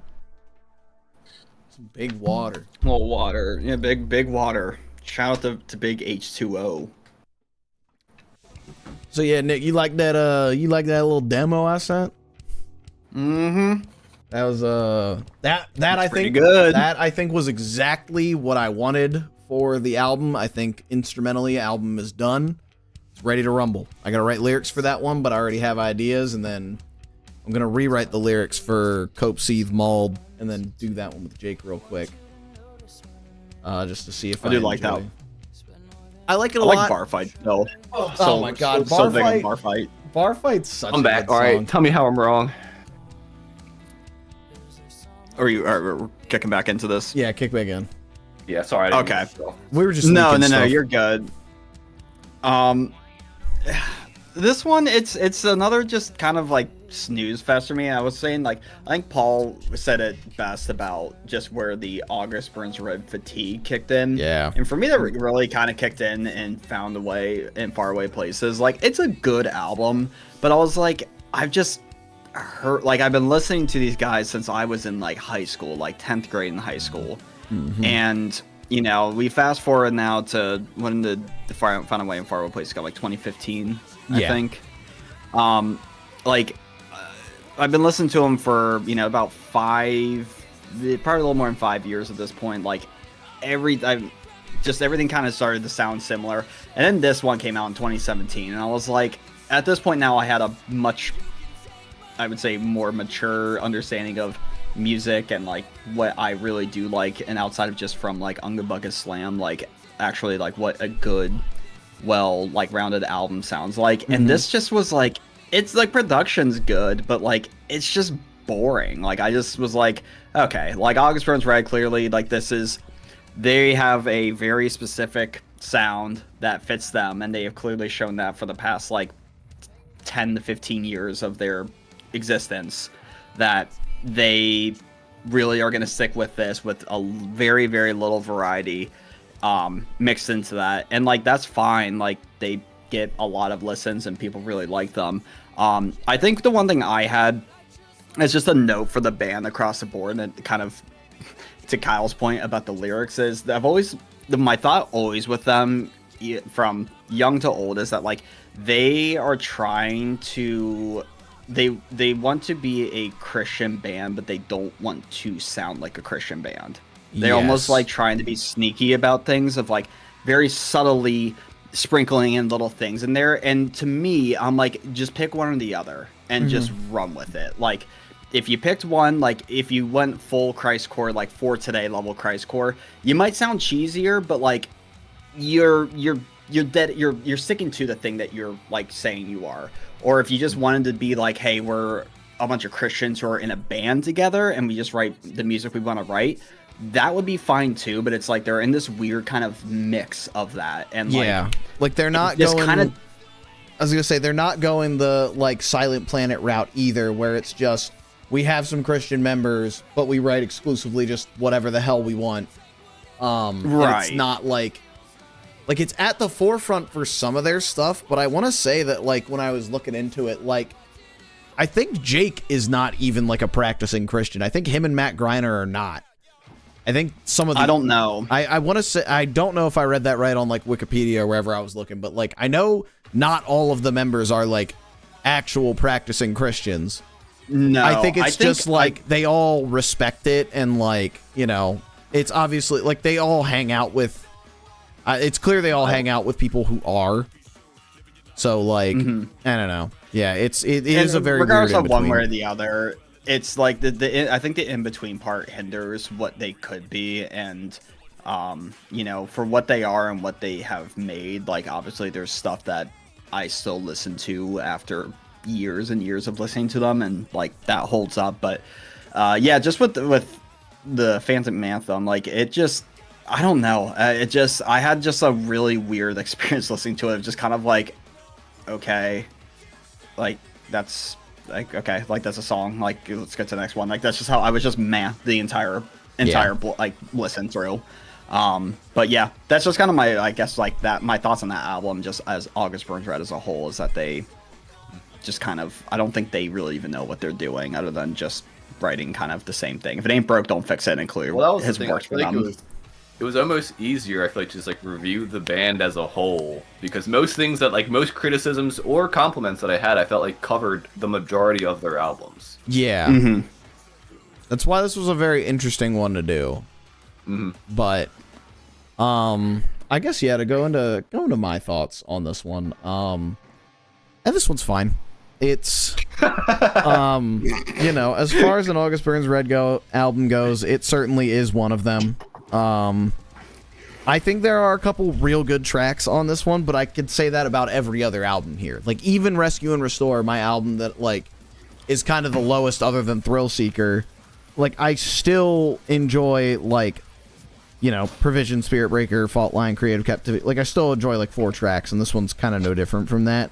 Like I like Invisible Enemy a lot. I do think Invisible Enemy has one of their coolest music videos, where it's like little like puppets of them reenacting their old music videos. That one was very, very fun when it came out.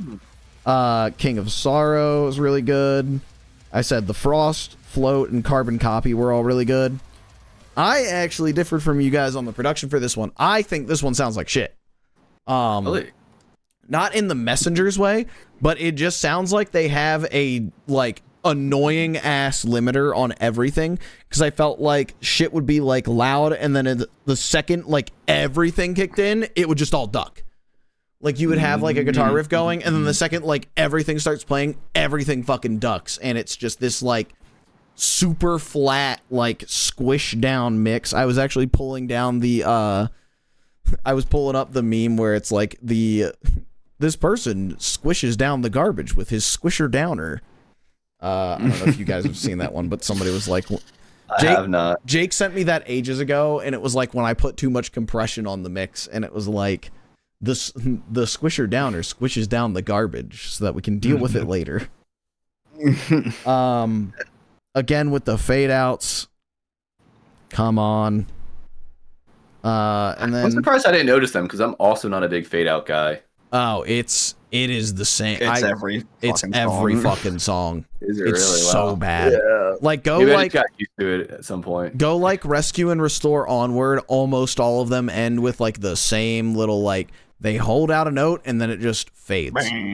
Oh, I thought you meant like they keep playing and it just gets quieter and quieter. Hold outs They are do fine. that on Got it. some songs, but a lot of them Yeah. they have a holdout with like just like a pretty quick fade, and I hate it. I hate hearing it every song. But yeah, overall, it's I said there's nothing special to this one. Like even compared to like Guardians that I enjoyed a lot more. Like, you know, it doesn't have the hits that like Leveler and Messengers and Constellations do. This would have been like my middle of the road, if I'm being perfectly honest. Like this one, I just don't care about. Whereas like Rescue and Restore, I've always been a Rescue and Restore hater, and apparently that's never going to change.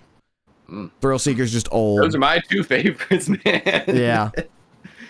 I mean, again, that's why I did think this one was going to be very interesting for me. Because again, like, Kyle, you don't really listen to a whole ton of metalcore, and like, August Burns Red is like a, I feel like they're very much a you had to be there kind of band, you know? Yeah. That's a fantastic way to describe Like them. you go to an August Burns Red concert. I don't think there's anybody under 25 at that place. I'm just going to be very realistic about it. I think you have this audience that has been around for the entirety of it. Everybody's pushing 30, but like that's why they're still around, is because everybody like remembers August Burns Red. Like, you know, it's like, and they show that, I think, with the fact that they're like remastering all of their albums and like all that stuff right now. Like, you know, we did the Messengers remix, we did the Constellations remix, then there's Guardians, and then That's why I said like Thrill Seeker Live, and then if it ain't broke, don't fix it. They're Yeah. like, it works and it gets views. yeah, Thrill It's Seeker Encore, it's Live, and then Unflop. Leveler 10th anniversary, and then Leveler Live, and then Death Below, and then Thrill Seeker like fully, I guess, yeah, 20th anniversary. Like they're just re-releasing old shit at this point, and like, Yeah. in a way it's kind of sad, but also like I think it's sadder that people are like, I guess people are excited for this and it does well if they keep fucking doing it. Like I could understand the Messengers remix, because again, I think Messengers has like the worst production other than Thrill Seeker. Which makes sense because it's the second one, but like still I think it has like very bad like production to it. Whereas like I don't really think you needed to remix Constellations. I didn't think it sounded great. You definitely didn't need to remix Leveler. No. And After Leveler, I thought production was fine for the most part. yeah, I think Leveler is like the baseline for production. And then like, I think Found in Faraway Places is where it gets good, like genuinely good. And like they like because I think from Rescue and Restore onward, they went with the same guy. I think they jumped around like between a couple people, and then I think they did the Christmas album with one of the guys, and then it was the same two dudes for the rest of the discography. Yeah. Because I was trying to figure out like on that. why certain things didn't sound good, because I was like, oh, like if they had the same guy for Thrill Seeker and Messengers and then switched, it would have made sense.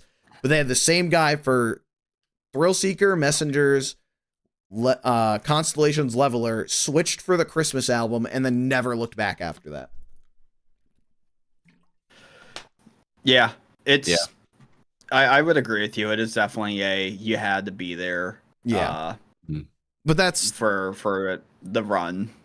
yeah. And again, like it's wild because I liked one of their more recent albums a ton. But again, like I can't really pull up Kyle's ranking again. But like if I was to look at Kyle's ranking, I know Guardians wasn't like super high on that one.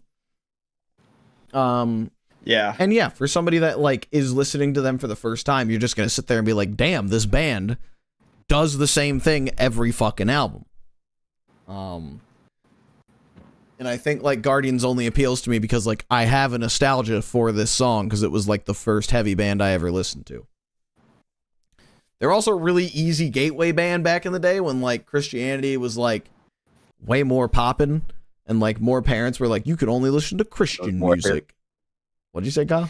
Yeah. I said when it was more hip to be Christian. Yeah, like I don't know. I can say like the reason I'm into the music that I'm into now is because of August Runs Red. Like, yes. I think the first song I ever listened to that had like aggressive vocals was Poor Millionaire and Empire. Those are the first two quote unquote screamo songs I ever listened to. So like it's hard because I'm like, I want to just be like, these guys kind of suck right now. Like I kind of hate August Runs Red to an extent, but like I will always like have a place in my heart for them because like I got into the music I'm into now because of August Runs Red. Yeah, I think that's exactly how I like. It's the fucking when your goat is washed meme. Well, that's why I think I have such a different opinion than you guys. Yeah, like this is my first time basically listening to them, and I have. You glad you wasted a month of your life on this, Kyle? I mean, Paul, you know the kind of music I listen to, and for me, that's like fair. I like it when bands grow and evolve, and like again, like no matter what your thoughts and opinions were on like the Black Country New Road discography, you had their first album, which was like this post-rock jazz punk kind of fusion. You had their second album, which was much more like indie rock, a little bit orchestral. And you had their most recent album, which is more like folksy pop, twee stuff. And like each album kind of gives you something different, whether you like it or not. And to get 10 albums of the same thing, it feels like insulting a little bit to me. I think if this was 3 albums, I'd be like, this is cool. This is great stuff. Yeah. Like if after a while, if the discography was like just your top 3 for you, I feel like you would have been like, yeah, that's cool. I can't wait to see what they do next. Well, because that's how I felt after Thrill Seeker. I wasn't, I mean, granted, it was their debut, but I was like, oh, I'm not blown away. I can't wait to see how they fine tune and work out all the quirks that maybe they have. Because like, I bring up bands like Model Actress with their album from this past year. Their sophomore album for me was just like them fixing some of the issues their first album had and adding in some new things like more melodic singing, whatnot. Even the Olivia Rodrigo album from a few years ago, Sour to Guts. Sour had way too many ballads, way too slow. Guts came in, they got rid of that. Yeah, it's still pop music, but it had that like mainstream pop punk kind of flair that made it fun and more upbeat. It's working out these kinks and improving on it. And I feel like between at least most of these, I'm just like, yeah, they're just doing the same thing and the production's getting slightly better. And then I'm nitpicking little things like, oh, this song had like slight singing underneath the screaming at this one part, and that makes it different because that's the only thing I can find. And I think again, it's a okay, Zuko. I said that earlier. Yeah, we've already been there. You're late. Yeah. I definitely think it's an album that like very much or it's a band that like you had to be there. It's like if you were not there for it, like what, I don't think there's a lot of reason to get into them at this point. Yeah. And again, I want to be clear too. Like, I think these guys are incredibly talented. Like, even unless you're a drummer. If you're a drummer, then there's. Yeah, I'm listening to these guys, and the speed and precision at which they're playing is incredible. It's just in terms of writing something, I feel like it really does just kind of feel like sometimes that they sat there and went, well, what if we went and then was like, all right, well, what do we do after that? What if we went and like it took, and then like, all right, that's that song. What's the next one? Like, it felt like, and that's why again, like, and I know you guys have different opinions, but I felt like Phantom, whatever that says, and Rescue and Restore, I felt like there was a bit more thought, it felt like, put into what they're doing. I can understand that. But again, I'm also not in the metalcore as much. I will agree that the songwriting does only get better as the albums go on, which again I think is why Guardians is so high for me. Is I think like, you know, they started to actually think about where they're transitioning song, like within the songs themselves. They start thinking about the transitions. Like I called Messengers fucking riff salad, and it is, but it's my riff salad, you know? Yeah.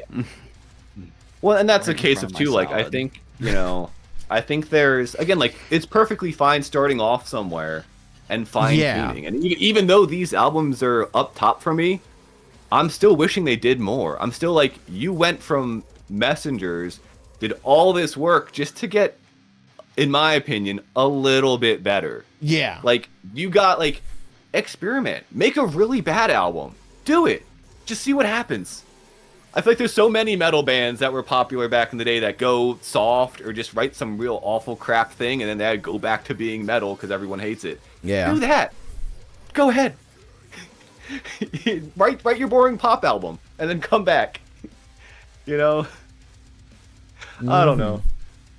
But I guess they don't have a vocalist for pop. Yeah, no, they do not.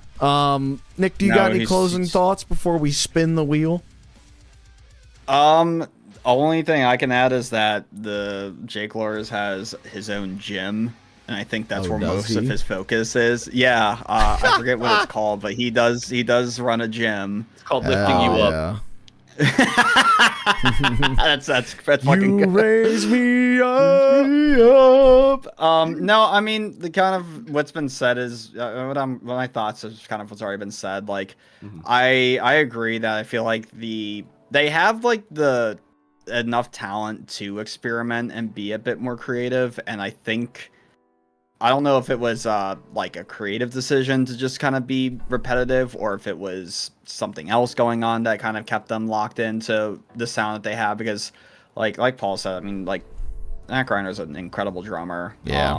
I think their guitarists are talented enough that they could have had some variation in their sound, even if Jake Lors didn't change how he sang. Like, just the instrument side of it changing up enough, I think, could have breathe some more fresh air into I will say on discography, that note that I know they can write different stuff, because again, Dustin, their bassist, had his whole like little pop punk project. I am imagining that it is either a so talented we've written ourselves into a hole and don't really know how to like you know, they're clearly like, you know, incredibly talented like at their instruments, but I feel like to make all those instruments sound as talented as possible still on the same song and not like slight anybody, like this is just kind of what they have to do, or it's a genuine just like, this is a safety net, it works every time, why would we stop doing it? And honestly, I think that's the main. I think that's the main thing. At the end of the day, it's like, why would we change what's working well? Like, if they just had an absolute, just like, it sounds exactly the same, but it just didn't do any numbers, I think they would have changed up their sound. But the fact that they still put out an album after being around since 2005, and they're getting millions and millions of listens on just your Spotify alone, off of the singles, a few of like the heaters on the album, like. Yeah. Why change anything? It works. For the love of the art. For the love of the art, August Burn Red. Yeah, I think they're a little more business minded than most actual artists in the scene. That's why I listen to my favorite metalcore band, because they're no business. Yes, sir. We don't make any money. We're broke as hell. We lose money, in fact. This $35 a year ain't paying for itself, I'll tell you that. it's like not 40 yet. now, I think. Yeah, not yet. This next album, though. This next verse, though. This next verse. These bars. All right. Just convince all your friends to switch to Apple Music, and then you get like double the payment. So instead of getting 10 cents, you'll get 20 cents. True. Ew. All right, gamers. It's time for everybody's favorite time. What are we doing in March? Just as a reminder for everybody, we are doing, it's Thought Crime, right, Kyle? Backwash? Backwash. What is Thought Crime? Thought Crime is a band. I'm telling you, Thought Crime's a band. Show me potato salad. Yo, Bad Bunny? Oh, Thought Crimes. It would appear that they are their bio is literally just banned New York. Awesome. I love that. Yeah, they're like a 1,700 monthly listener. I'm assuming like maybe like hardcore band or something. I don't fucking know. I don't know what I'm looking at. My bad. Backwash is the next one. An artist I have never listened to before, but the little snippets that I heard upon picking them over Kendrick Lamar has me excited. So we'll be back sometime in February for that. Yeah. Do we want to schedule that now? Do we got anything going on February 2nd? Schedule it now. I shouldn't. Work should be dead. And I don't think I think I will have a show on the 7th. So the 2nd should be good. 2nd of February? Yeah. Schedule that. That should work for me, yeah. All right, book it, boys. Anyways, for the next one in March, we've got our good friend, the Picker Wheel. Kyle, I'm going to spin this wheel twice, and you can pick between which two artists it's going to be. You got it, boss. Spin All away. right, first one.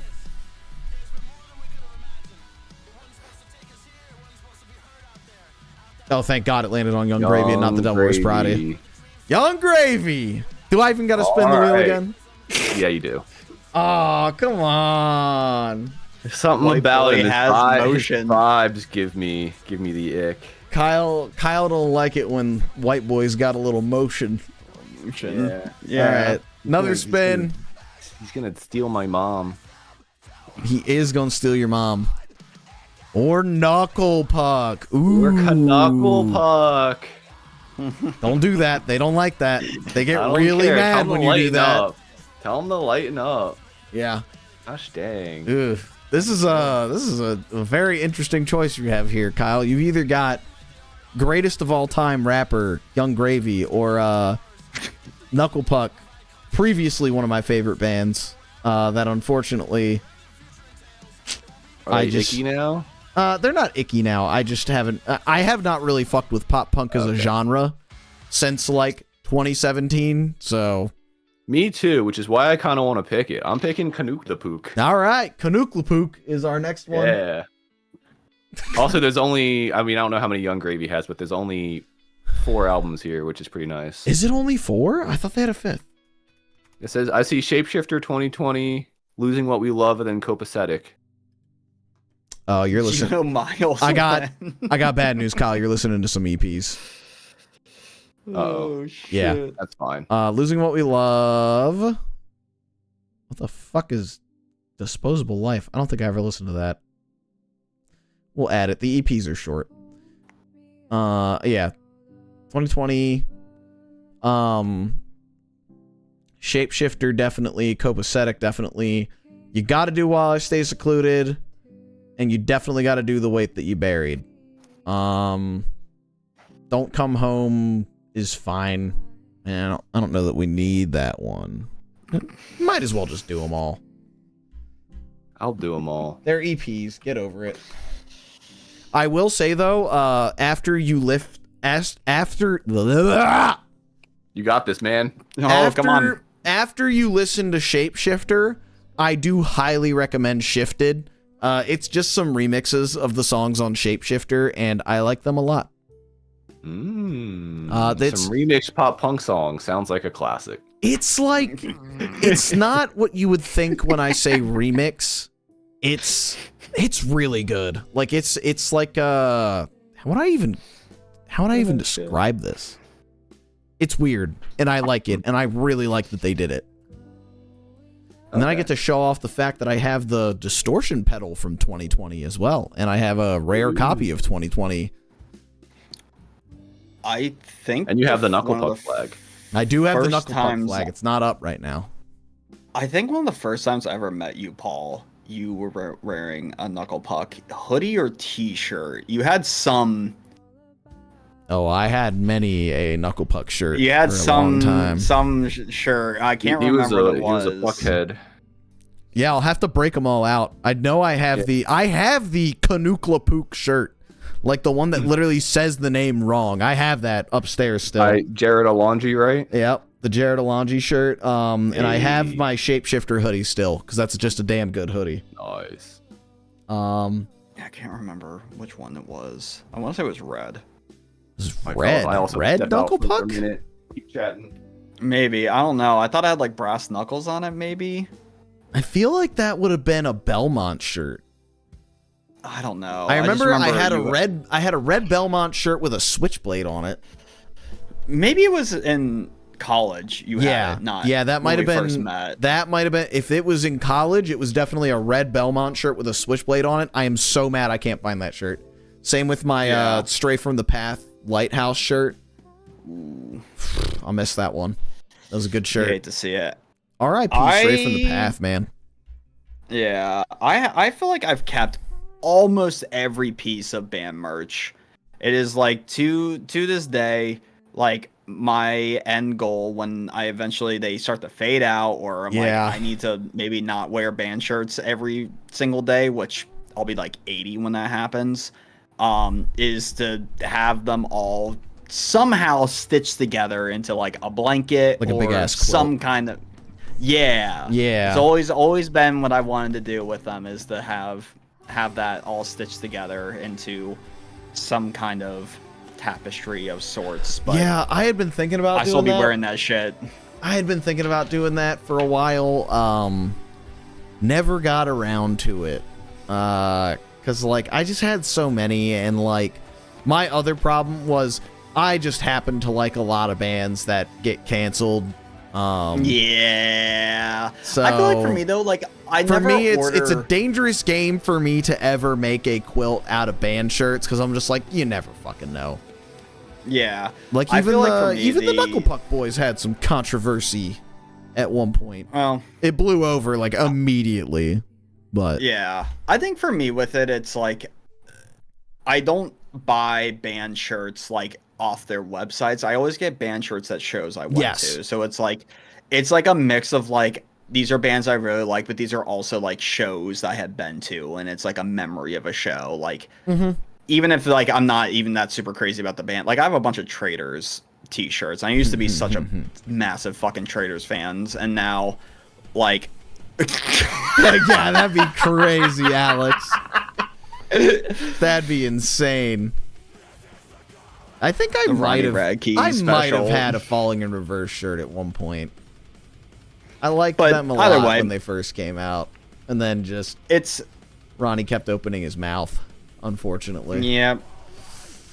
That dude could have just shut the fuck up and made like half decent music for the rest of his life. Didn't he kill a guy? He was an accessory to murder.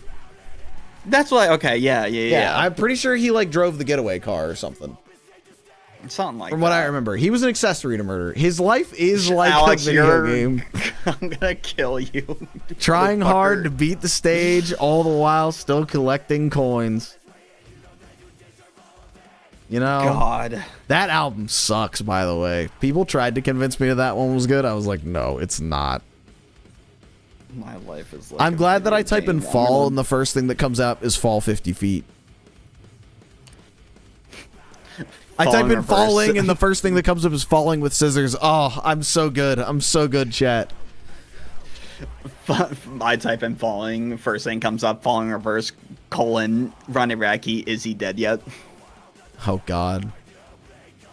You I know, love those the fact memes that on Twitter, it's like, this isn't Ronnie Radke. the fact that I'm so mad that like their newer stuff is in their top like popular songs. Like, why the fuck do any of these new songs have more streams than The Drug in Me Is You? That's crazy. I couldn't tell you. That's it all insane. circles back. It all circles back to one man. You start talking about music, and then I feel like you land on, if you're talking about metal and metalcore. Yeah. I always feel like the conversation somehow or another leads to one of two people, and they're both not good people. Who's the other one? Tim Lambesis? Yeah, he did do one with Jelly Roll. No, that one's just kind of funny. That's more comedy in my opinion. let's since we're talking about metalcore and like that specific style. Hey Kyle, can I tell you the story about this man Tim Lambesis, who he was the vocalist? Oh fuck. He was the vocalist of what was it? All That Remains. As I Lay Dying. As I Lay Dying. As I Lay Dying. That sounds familiar. He was the vocalist of As I Lay Dying. He hired a hitman to kill his wife, did time in prison for it, got out and was like, guys, I'm a changed man. As I Lay Dying, like, came back off of that. Recently, he was in the news for attempting to kill his now girlfriend. Oh. So, moral of the story is, Jokes. nobody learned anything. If you're gonna be in a metalcore band, go to therapy first. And that's what we're learning. even better, Jared Alonji was vindicated on that one, because that dude made a video right when the first, like, As I Lay Dying comeback song came out and people were gassing it up. Jared Alonji literally made a video titled "The Tim Lambesis Wife Killer Workout," where it's like, it's clearly a joke video for the first like 30 seconds, and then he goes like deep into the details of like steroid use and like blaming roid rage and like all this other stuff, and just fucking like destroys every argument that Tim Lambesis could have ever made. It's a very good video. Basically just talking about like roid rage isn't real. Fucking the people who take steroids are actually like statistically higher to just have committed violent crimes anyways. It's fucking crazy. It's wild that he just had to vindicate Jared fucking Alonji after that long. Interesting. The other person I had in mind was Franz. Oh. No, I don't. If it's like Ronnie Radke or Franz, I feel like Did you guys listen to somehow the, circle back. Did you guys listen to the Falling in Reverse album from 2024? Fuck no. Sure haven't. Nope. Did It was- you? I did, just because I was curious, and it was one of the most hilarious and awful things I heard Yeah. ever. I It can was believe almost that. enjoyable by how bad it is. You know, it was one of those moments where it's like I'm hate enjoying, and I don't like to do that because I think at that point just genuinely enjoy something. Yeah, you versus got just hate enjoy, but you got I the don't know, song man. Ronald featuring Tech Nine and Alex Terrible. Woo! Oh God. Oh, also, it's the bad guy features Soraya, which is now his ex-girlfriend. Huh? Soraya is a page from WWE. Oh, okay. Unless there's a different Soraya and you happen to have another No, woman I named can't Soraya believe. I can't featured. imagine that. There is a Falling in Reverse Jelly Roll song. Yeah, I was gonna say That's I what, know that's a thing. Alex was saying in chat, I lost all respect for Jelly Roll, which I knew nothing about him outside the fact that he was in WWE one time and then he did a song with Falling in Reverse, and I said, well, Ah. Yeah. that's like, I heard a story, I think it was Tyler Childers. He's like a country Childers. artist. Childers, yeah. I think it was him. I think I heard this on TikTok or something, but apparently he was like texting Post Malone, and they're like gonna hang out somewhere, and Post Malone shows up, and he shows up with what's his name, Morgan Wallen, to the bar, and Tyler Childers just like was like, oh hey, come sit here. Oh here, you can take my seat, and then he just got up and left. He didn't even say bye. He just got up and left. He saw Morgan Wallen, which is like, yeah, you guys can sit here. That's fine, and then just like left. I like Tyler That's Childers a lot. He's great. He's an incredible musician. He's got a great voice. Yeah. Hell But- yeah. I love the fact that he's just like, yep, Morgan Wallen. Nope, I'm not hanging out with you guys anymore. Nope. I'm just gonna leave. I'm not even gonna say anything. I'm just gonna. But yeah, You guys- Kyle. Metalcore. Am I right, man? Yeah. you Yeah. are right. It's, When's the next Hash- No Business one coming out? I'd have to record it for it to come out. So I don't know. I gotta. Is Callous Cowboys is considered metalcore, right? Are they under the metalcore? They're brand? technically mathcore, but I feel like they're closer to metalcore these days. Yeah.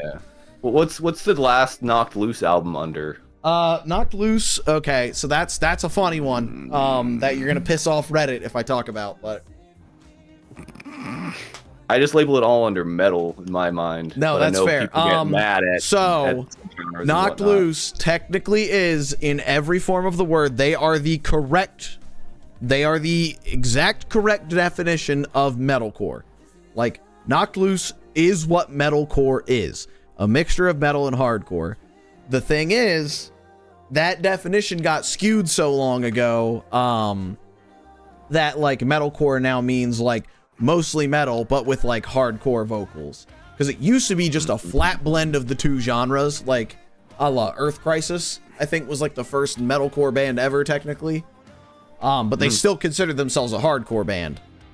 But because of how Knocked Loose came up and like the scenes that they were playing in and like the things that they believe in, a lot of people were like, what the fuck are you talking about? Knocked Loose is a hardcore band. Like, they're not a metalcore band. But again, by every standard of what that band is, they are a metalcore band. Like, they are the definition of a metalcore band. Well, that's what I would say. They just sound like a more metal version of a hardcore band. Correct. And that, if I were to... That's what it's supposed to be. But instead, it's like a... You know, like an August Burns Red, Killswitch Engage, like those kind of things where like it's very much just metal, but with like some screaming. Yeah. And that's kind of what it turned into over time. Metalcore is such a bad definition that like you kind of just either got to go by like what the influences are or like, you know, whatever actual subgenre they're supposed to be. Because like Every Time I Die is technically a metalcore band. Those are Southern rock riffs. Like it's all over the fucking place, man.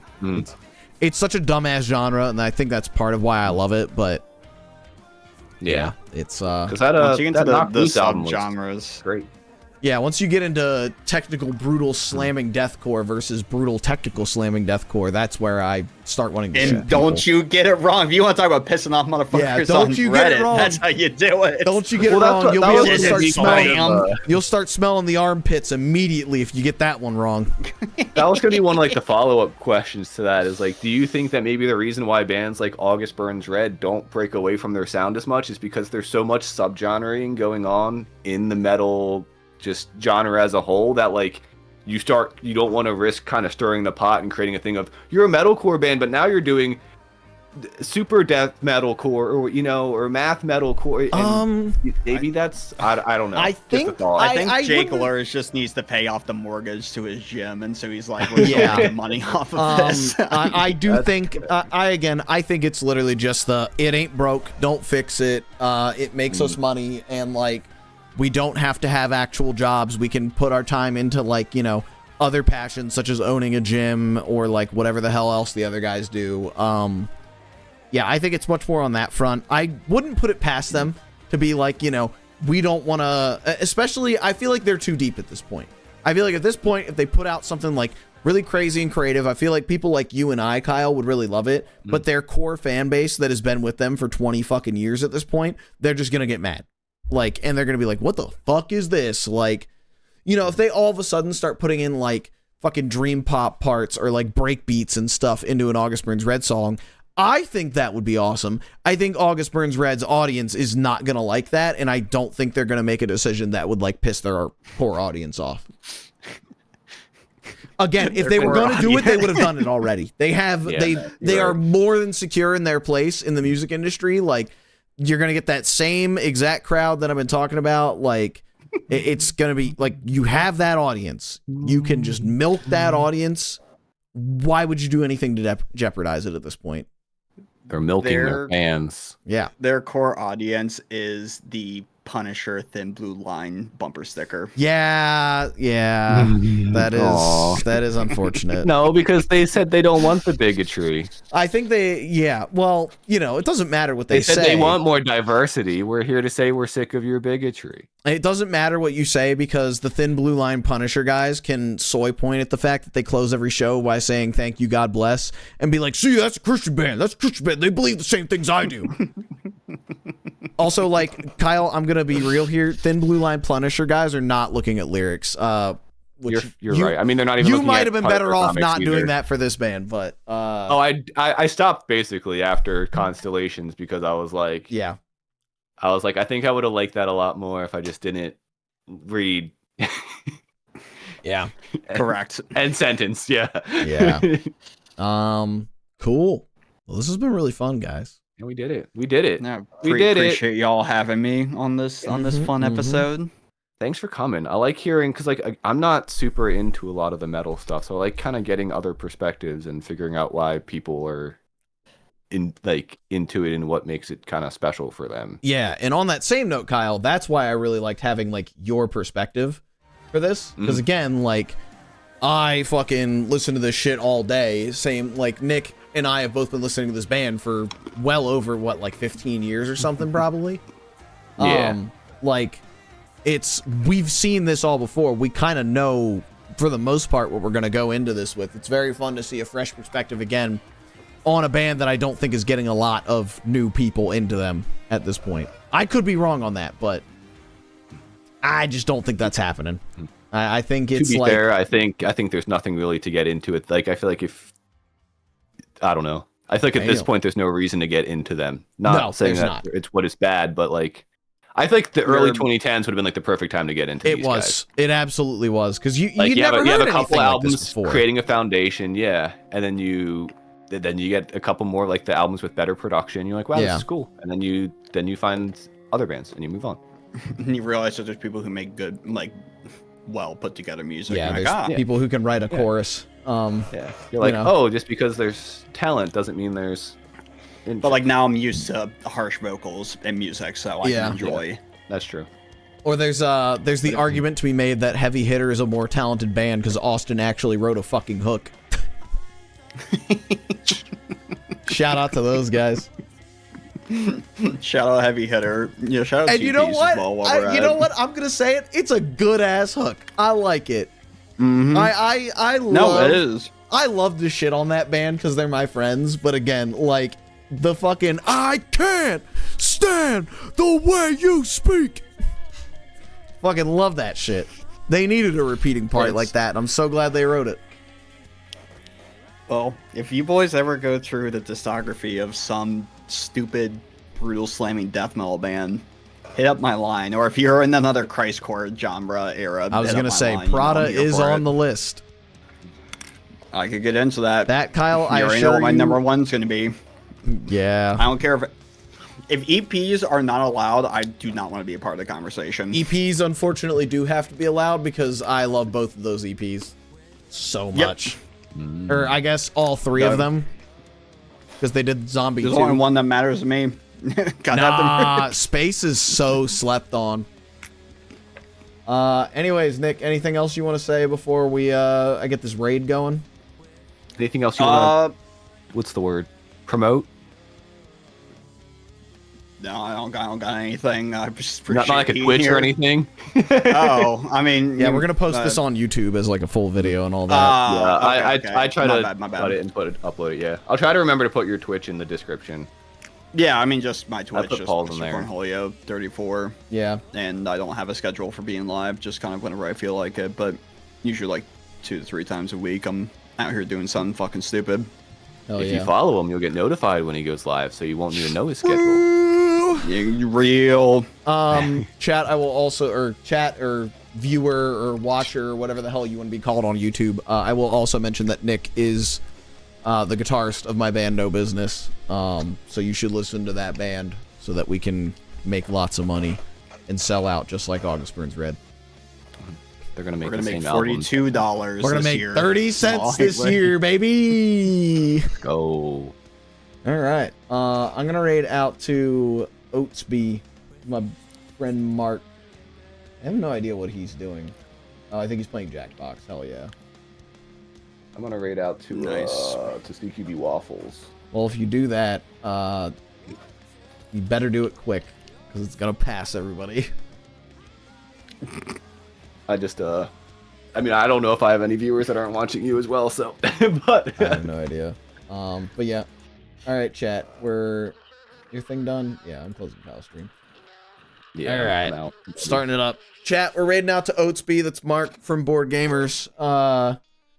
Please show him a good time. I think this might be his like first. I don't know if this is his first stream ever, but I know it's like the first one under the Oatsby banner. So, show this man a good time. Bully him a little bit. You gotta. You know, this guy runs a fucking board game channel. Call him a nerd. Anyways. Yeah, that's all I got. Peace out, chat. Bye-bye. We did it. We did it. We did it.